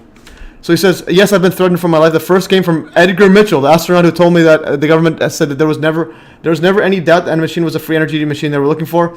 But if I tried anything on my own in California, I would have my head blown off, and the CIA warned me via Mitchell that I should not leave the country because I would be kidnapped. This was back in 1980. When these efforts frightened me out of going to Hanover, Germany for Dr. Nipier's first gravity field energy conference, which is where P. Tiwari brought his end machine from India and got the prize for the most clearly observable free energy phenomenon today. So clearly observable. All right? Yeah, so Edgar Mitchell literally threatened him, and Edgar Mitchell's a Freemason as well. And And also, yeah, so this is another reason why I highly believe this is a real deal. This is the first free energy device I want to replicate. But actually, maybe now the Vincent Gray one, maybe, because after watching something. Anyways, so John says that's a real deal, but he also says John Searle's a scammer. So John says that this John Searle guy is a scammer. Where's the free energy guy? This different guy, free energy. So he's saying that John Searle's a scammer. Let's see the John Searle story right here. Yeah, so this guy right here. He's saying the John Searle stuff this guy's a scammer. But he says Bruce Thomas is a real deal. Okay, so keep that in mind. This is John Hutchison saying, and I definitely believe Bruce Thomas is the real deal. Anyways, so we'll do the Bruce De Palma stuff. We'll actually play that as well. I'll keep the Bruce Palma stuff open because we have 34 minutes. We'll see if anyone else has math stuff. Mitchell pushing the alien agenda. Yeah, so Mitchell also, out of all people, messaged, what's his name? John Podesta. John Pizzagate Podesta. Edgar Mitchell. Oh yeah, okay, this is the part where I showed that he was, yeah, this is the one where he's threatening him. So I didn't mention Edgar Mitchell. From, Edgar. So you go to Edgar Mitchell. I posted this years ago. Yeah, so right here, Apollo 14 astronaut and 6th man to quote allegedly walk on the moon. Edgar Mitchell literally emailed the John Domino's on Pizza Podesta to discuss quote free energy. I mean hashtag free energy, ET disclosure and Vatican's awareness. So this is from WikiLeaks. It says subject email for John Podesta from Edgar Mitchell. Re-meeting, dear John, as 2015 unfolds. I understand you are leaving the administration in February. It is urgent that we agree on a date and time to discuss disclosure and zero-point energy at your earliest available after your departure. My Catholic colleague Terry Mansfield will be there too to bring us up to date to the Vatican's awareness of ETI, extraterrestrial intelligence. Another colleague is working on a space treaty citing involvement with Russia and China. However, with Russia's extreme interference in Ukraine, I believe we must pursue another route for peace in space and zero-point energy on Earth. I met with President Obama's Honolulu childhood friend, U.S. Ambassador Pamela Hamamoto on July 4th. July 4th at the U.S. mission in Geneva, when I was able to tell her briefly about zero-point energy. I believe we can enlist her as a confidant and resource in our presentation for President Obama. I appreciate Ernest assistant in working with Terry to set up our meeting. And his best regards, Edgar Mitchell, Apollo science officer and founder, Quantric, Apollo 14 astronaut, and 6th man to walk on the moon. He literally puts that on his email tagline. 6th man to allegedly walk on the moon. Okay, he kicked Bart Sabrell. Up the backside, and his son said about getting Bart whacked by the CIA. And then Paulo says Bart Sabrell is an enormous tool bag. Yeah, that's the thing. I think Bart Sabrell also controls opposition. Tammy says John does not mince words, do him dirty, and lordy. All right, let's go. Okay, so anyways, go back to the stuff. So Bruce De Palma emailing literally quote alleged. It's pretty much straight up Podesta, and then he's saying the Vatican knows about the ETIs. Extraterrestrials and free energy, zero-point energy disclosure, and so on. And he's threatening Bruce De Palma about who's literally creating a device that's winning an award in India or Japan, I think India, for most obvious free energy device. And he's threatening him, saying, "Yo, don't actually produce disclosure." Anyways, okay, yeah, Mitchell sounds like someone who would kill, cook, and eat an ET. Yeah, he probably has. Mitchell sounds like someone who has killed, cooked, and eaten an ET. Alright, so anyways, so Edgar Mitchell, go back to this stuff here. Current through a metal wire produces a iron filings. So here's iron filings. Here's electricity going through a coil. It produces the exact same setup as this right here. It's just a permanent magnet. Anyways, going back to this solenoid test right here. So this guy produces these permanent magnets right here. He has a whole stack of them and a whole stack of here. So that one side's going to be pointing north like this. Other side's going to be pointing, I think, north other way. No, actually, no, the same side. There's this north right here, and this would be, the same side. This is north south. This would be also north south right here if you rotate. And then this one right here, all you have, yes, this one's a north. This one's a north. And this is using an actuator just to pull this here every split second. And then every time this gets near it pushes it and then and it fires and basically uses permanent magnetic repulsion, as opposed to this one here uses electromagnetic repulsions here. So as it gets closer here, it makes them the exact same polarity, so that it pushes it, and these are exact same polarity at the bottom. It pushes it as well. So basically, you would store it up and then use it, fire it off. So you use a spark gap to store up. I mean the capacitor to store up the electricity, fire it off, and then it pushes it over. And this one here, if you look at this, it looks pretty convincing. He's using very low power, but spinning a giant wheel. Let's play this right here. Okay, so Paul Lewis, random but true statement. A decade ago, I dealt drugs to a former Clinton Foundation accountant. He was found dead, overdosed on GHB. All right, let's go, Paul. Paul Lewis wants me to go on a road trip with him to John Hutchinson's house. All right, sorry, Paul. Anyways, it's like you're like the lovable government agent. Oh, he killed Seth Rich, but I'm kind of thinking Seth Rich was also like psyop. Anyways, he might be, but we'll see. Because the thing is, we're dealing with the mob; they'll kill their own. All right, guys, let's play here. I'm shooting this video today as a response. And this is 2012, guys. 2012.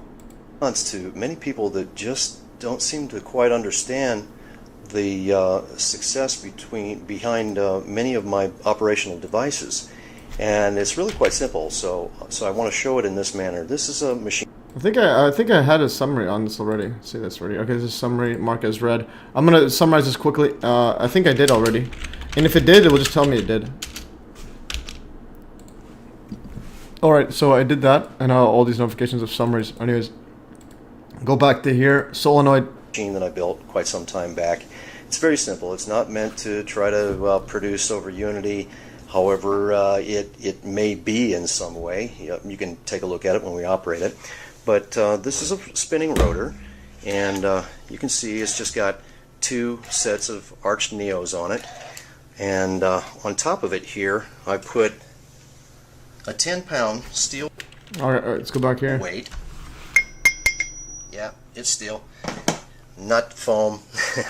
And yeah, so it's steel again foam. It's not foam like the Hutchinson effect. Everyone says Apollos thinks that's solid block was foam. Anyways, using a spark gap generator to charge capacitors is interesting because only the DC voltage would generate charge capacitor. Interesting. Just to show that. Anyways, actually. So he thinks this is over Unity. Let's play this.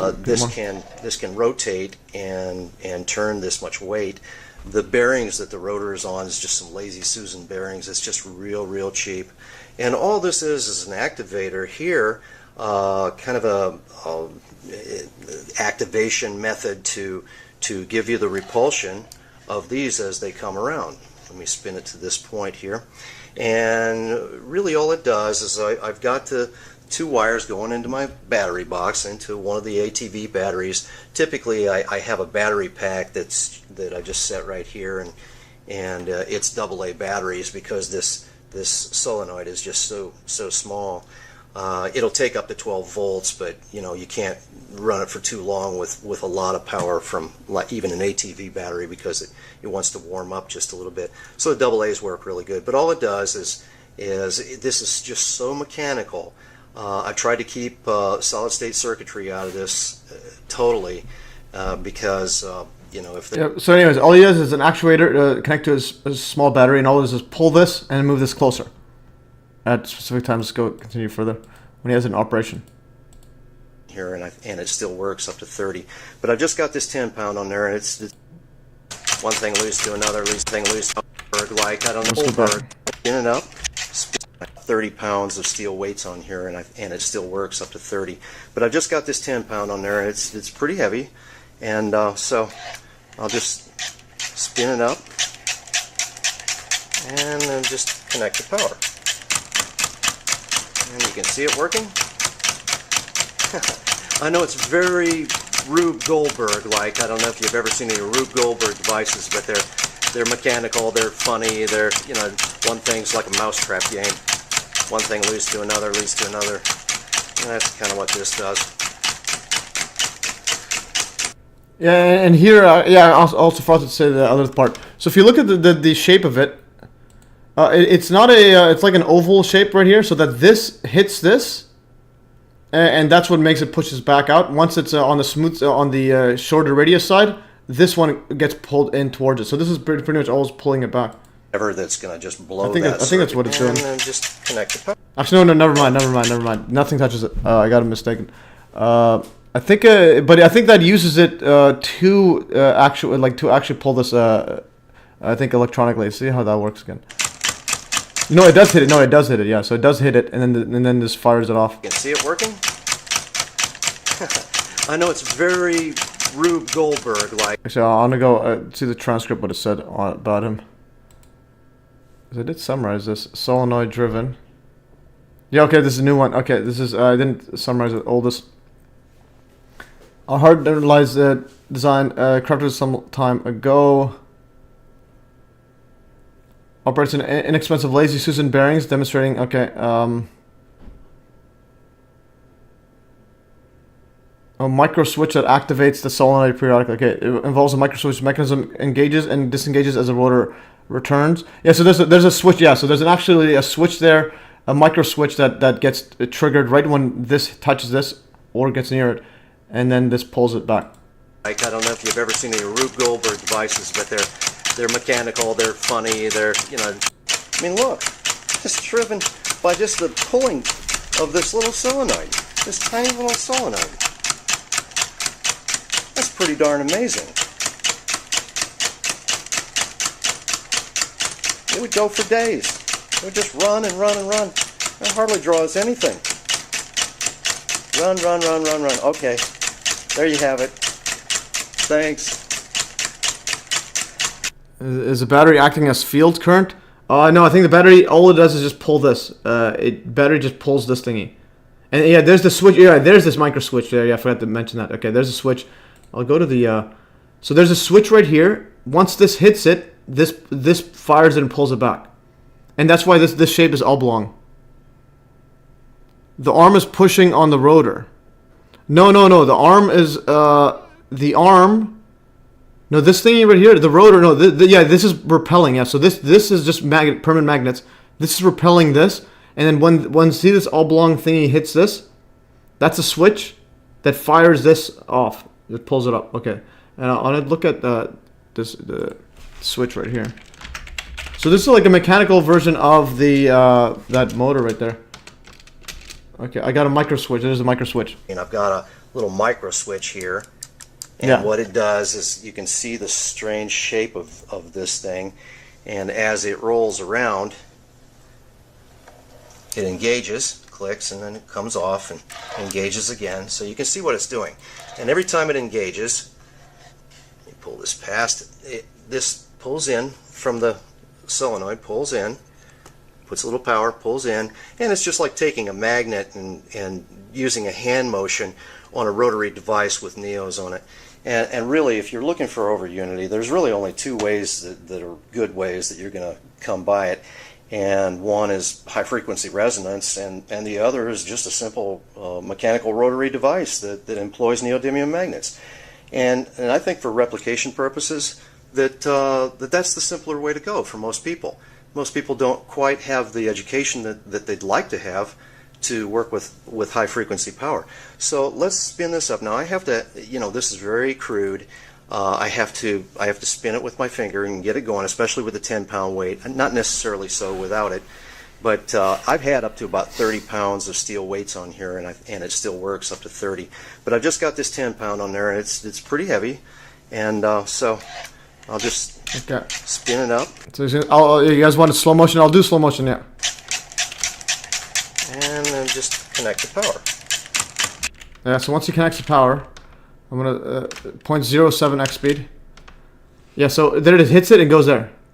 Notice, and yeah, so basically now I paused it, so now you have north, and it just repels, or south and south. So you have it such that anytime the pole, the end pole of this one and end pole of these are the same. So you can literally do it with, you can test it out by just doing it yourself, just getting a permanent magnet, get a wheel, and just put a magnet on it, and just use your hand and move it around. So you move it and then fire it back and forth. This one just does that automatically. So this is all it's doing. So then there's a switch. Notice the switch right here. Hits it, fires. Hits it, fires. And uses very low power. And the question is, well, how much torque can you gain on this? Because yeah, it's moving this heavy wheel there. But then, like, what if there's some friction pushing it opposite, and so on? Because the thing is, you're using also the momentum of the wheel, because you have to start it off with it.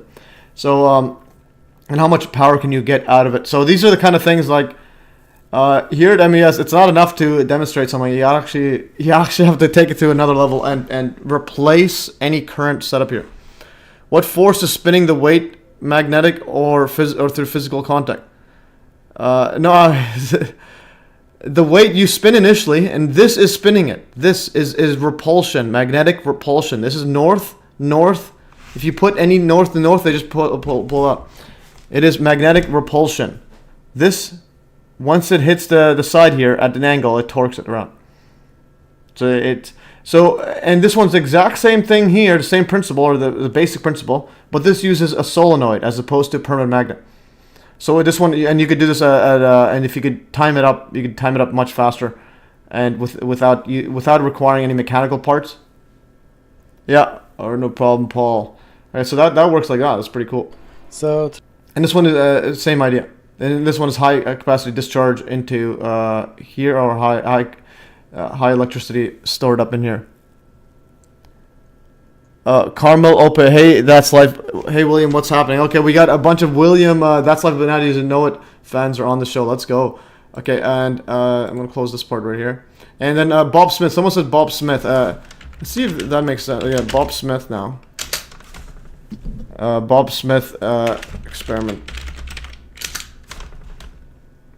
Which one is Bob Smith one? Someone said Bob Smith. Look up Bob Smith devices.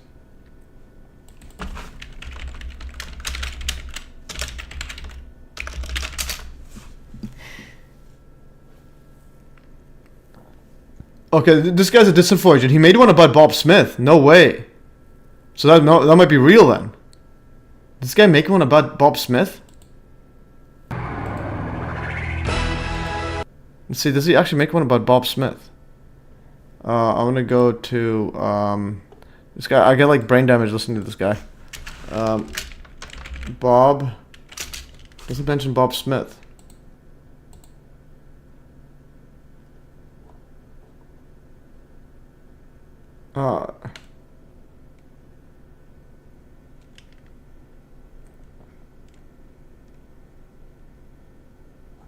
See what he's saying?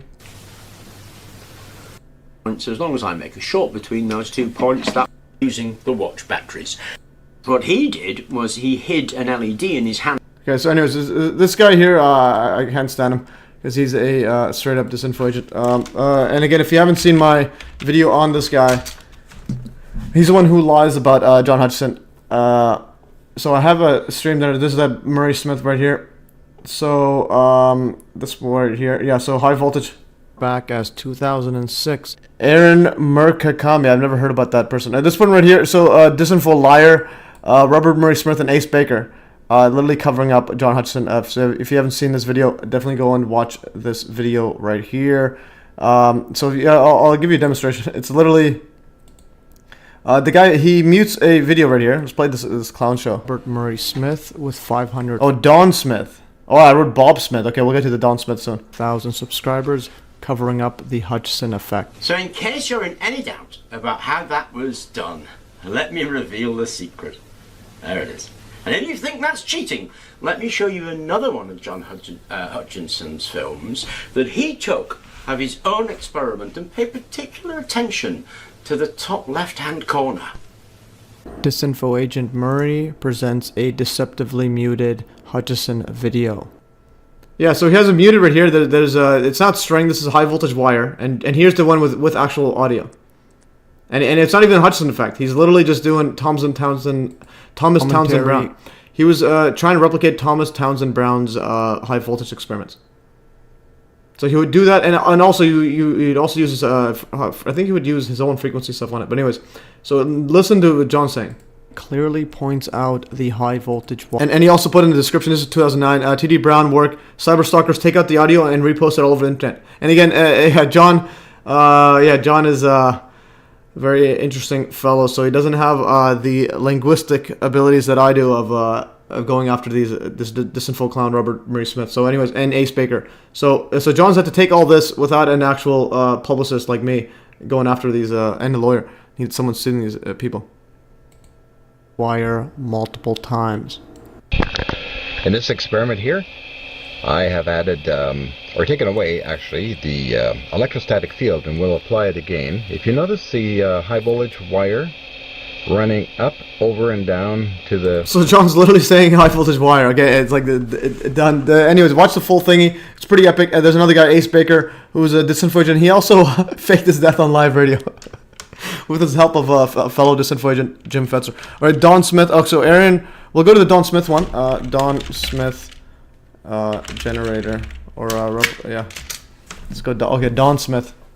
Okay, how does this guy work? It's been a while since I looked. Radiant energy. Okay, Don Smith generator. There's a whole bunch of videos on this.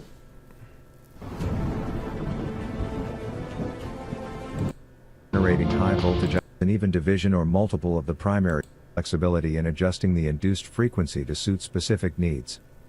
By employing resistors, the frequency can be fine-tuned.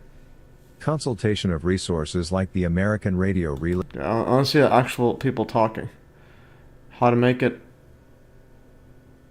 How to build your own. This is Don Smith. Use that on this. Actually, I'm going to show you how to make 100 times 30, which would be, so capacitance and resistance. Okay, now this one I'll need to like focus a bit more on it because it's almost about 13 minutes left. But I wanted to go over. I just want to go a bit more. We'll go Don Smith. Actually, if there's a replication, wait up. I like replication attempts just because they explain it a bit better. Okay, replication. Replication attempt. Let's just see the general idea.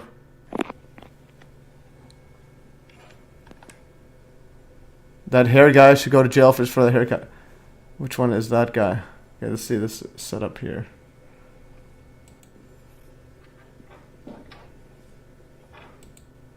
Peeps have to like explain how to.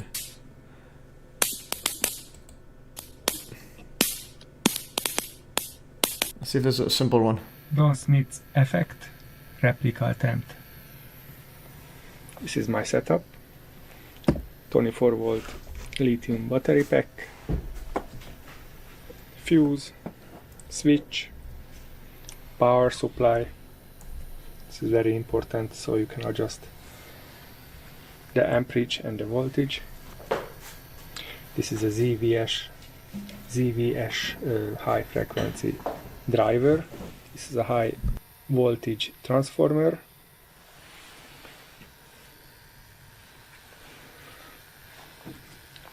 High voltage diode, high voltage capacitor, spark gaps, high voltage. It's in series 350 volts spark gaps, 8 pieces, around 2.8 kilovolts spark gap. L1 coil, the red one, L2 coil. Holy. That's how you can see if it's in resonance. Between every line, there are huge potential differences. Holy. Anyways. Kind one, which one I. Okay, we'll go over that later again. What I do want is, anyone making these videos, make it easily digestible for laymen, and also what the numbers are. What's the input, output, and what can we do with this? Also, 9/11 Visitor says Alien Sign is live on YouTube. Let's go. Yeah, we'll go there. I'll just chime in and tell him why? I'll try not to ask him why did he beat your wife, because he might block me. Anyways, Tammy says get John off the meds, and I guarantee you he can not only design engineering circles around him, but with some Bacopia T and Velvet Bean could outperform in technical communication as well. Well, again, John is autistic, and he's not on, I'm not sure if he's on medication. I think the only thing he's on is just vitamins. He takes a bunch of vitamins. He's doing his thing, but the thing is, he's an elderly guy, and his the expert right now, his wife is the one that's pretty much dictating which kind of experiments to do. But I think I'm pretty convincing in getting him trying to get the replication of the stuff there. But also in terms of communication, again, he's not good with typing, with stuff like that, with internet and so on. I believe even George Hathaway had to when he was doing his before internet back in the day. George Hathaway was like writing his letters for him when he was trying to communicate with government officials and so on. So that's anyways. John is next level, but yeah, when he like, for example, if you look at the Elaine Smith interview, like, he is well spoken and very, very calm, like unbelievably calm. Okay, now the revisionist removed this thingy there, remove the post. I thought he said alien scientist is live. Let's go, alien scientist. Okay, guys, we have like 9 minutes left. The W herbs I mentioned are excellent. Is he on? Because I know he has a heart, something with his heart, because he had a heart attack last year. Because the alien scientist, he is live right now. Shadowband. Anyways, this guy's just a bit too much, and I'd rather just not interrupt his thing, interrupt his grift. Two herbs typo. Yeah, I know he's on a bunch of he calls them life extension stuff, and it's I saw him take a bunch, but again, it's just vitamins and mineral stuff like that, nothing out of the ordinary. And Rick has replicated his device. Yeah, again, tell the guy to make it easy for us to grasp. And also someone else, going back into the other one, this part right here, Aaron Murakami has like free energy conferences. Apparently, it's every year free energy. I think I am subscribed. Okay, I've been up for a while. Aaron Murakami, I think he was he with? Oh, he's Eric Dollard. Okay, so I did subscribe years ago to his channel. Yeah, so I think Eric Dollard is real deal as well. I'll assume there. But again, a lot of this, it's like I think it's a bit too technical just to. Because like for me, I'm trying to learn. I'm trying to catch up to these guys, but they got to make it such that it's like literally we can grasp. But also get on the same page. Like every single free energy person needs to talk about the Hutchison effect.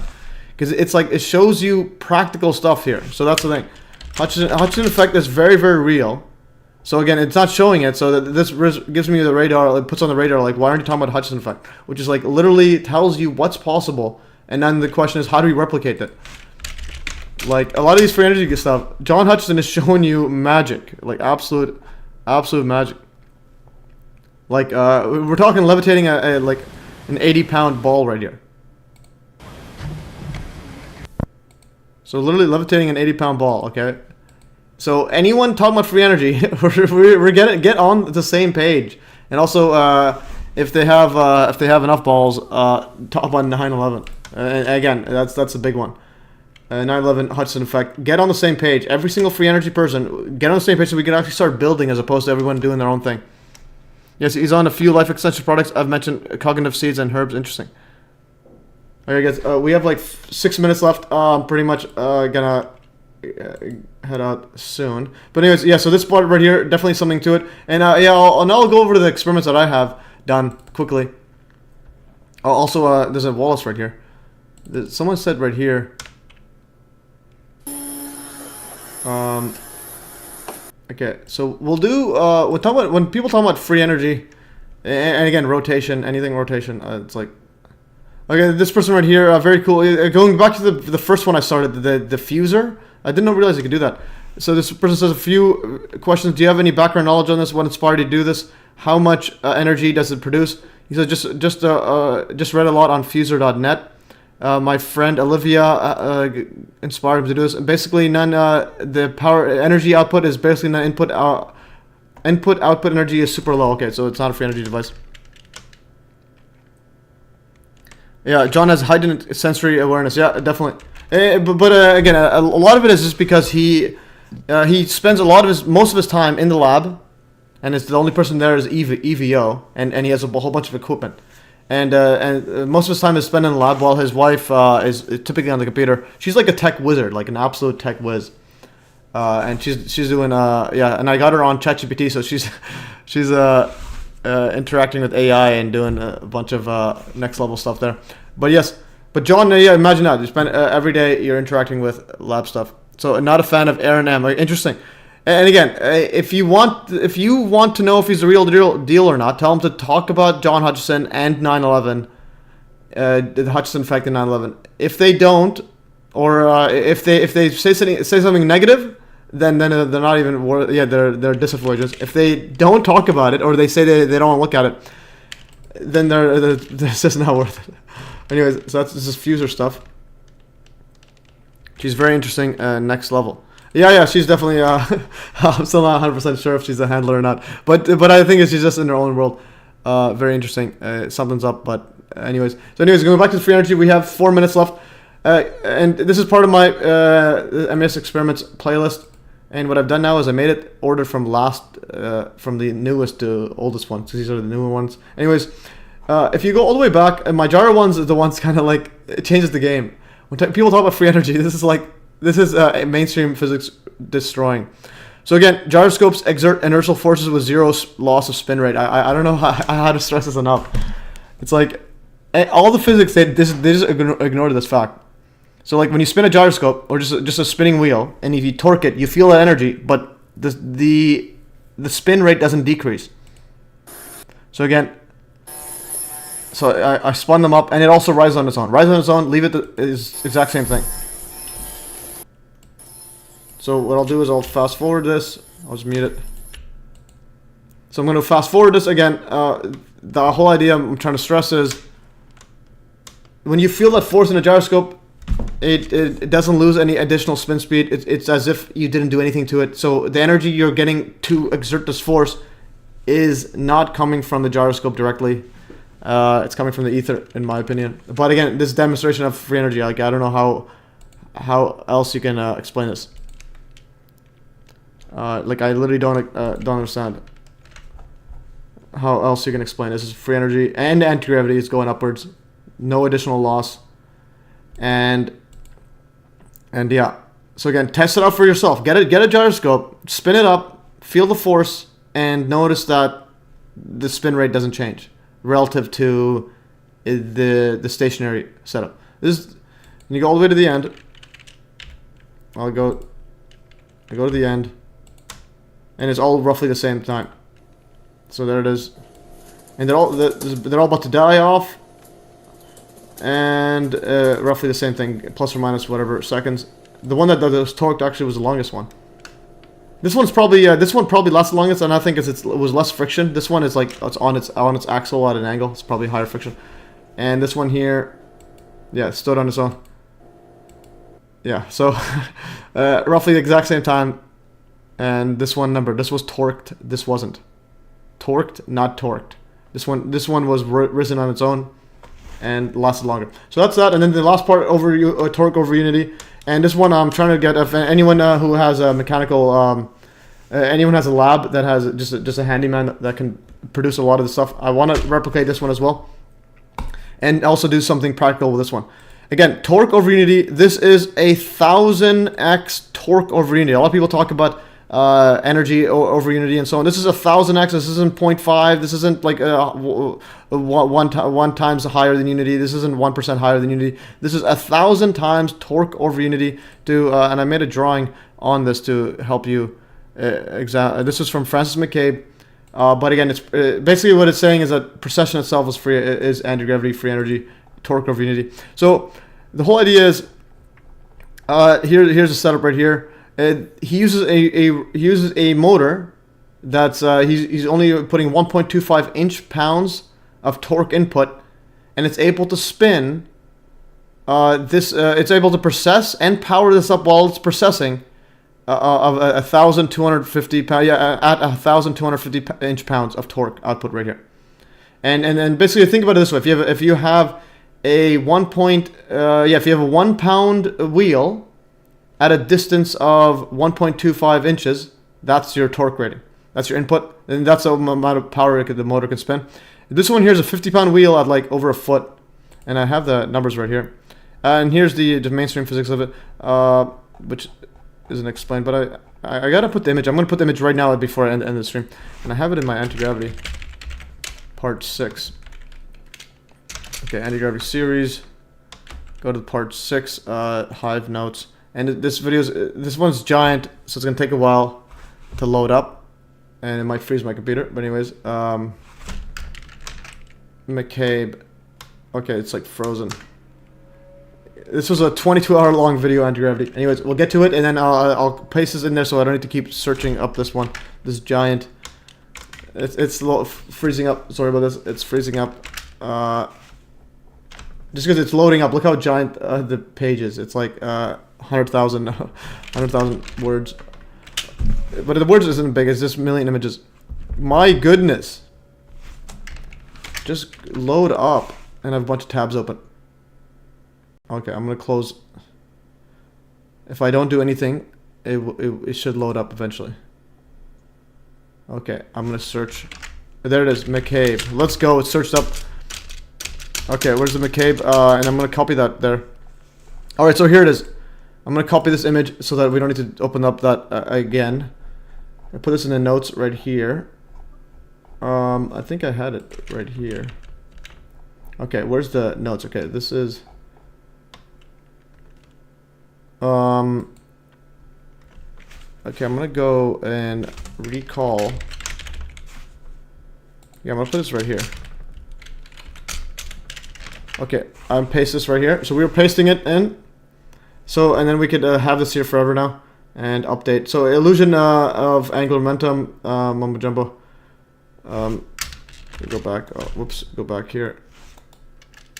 Okay, apologies for this delay, but this is necessary so we don't do this ever again. Okay, there it is. So illusion of angular momentum right here. So anyways, if you have here's an example. So if you have a 1 inch-pound motor, basically means it can only spin if you have a 1 pound wheel at a distance 1 inch. So that's the torque. You multiply it by each other. 1 times 1. And now right here, if you have a 1,000 pound wheel at 1 inch away, the output torque is 1,000 inch-pounds. Yeah, this one here is 1 inch-pound. So the motor is rated for this only, but when you have it processing, it could actually power it up. And we'll play this right here. Again, I always have to stress this enough. I guess someone needs to do this. And he, Francis McCabe, died. I think before I uploaded this video. But anyways. So we put 6 volts onto this, and it takes nothing to stop it. It's just no visible torque. So now you can figure out that this is close to 1,200 inch-pounds. Yeah. And then what he'll do, he'll spin this up right here with 0 torque, and then to do that, he just make it upside down. So it's literally just going spinning from the when it's no torque on it's not being displaced laterally. So the torque is all 0, and you're just applying because you have the wheel, you have the 1,000, or you have the heavy wheel, but its distance is 0, so you multiply it by 0, so it's 0 torque. So you spin it up. When we lift this. So once you spin up and now you lift it, and that's where the torque is applied. But yeah, so if you were to fix this in place, it wouldn't be able to power it. But if you let it process, then you can do anything you want. So we're spinning up, and we will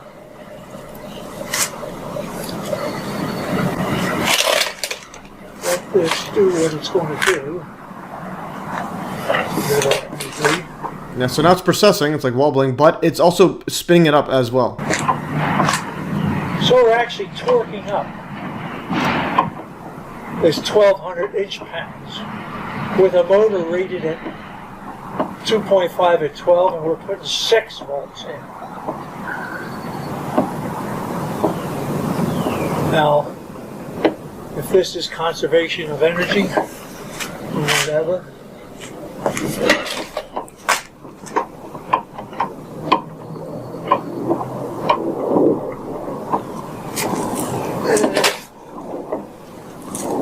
without too much torque, not much more than it takes to spin this when it's static, we can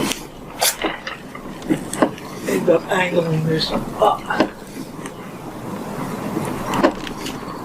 Alright. So he's just pushing it harder. He's force processing it so that it rises up.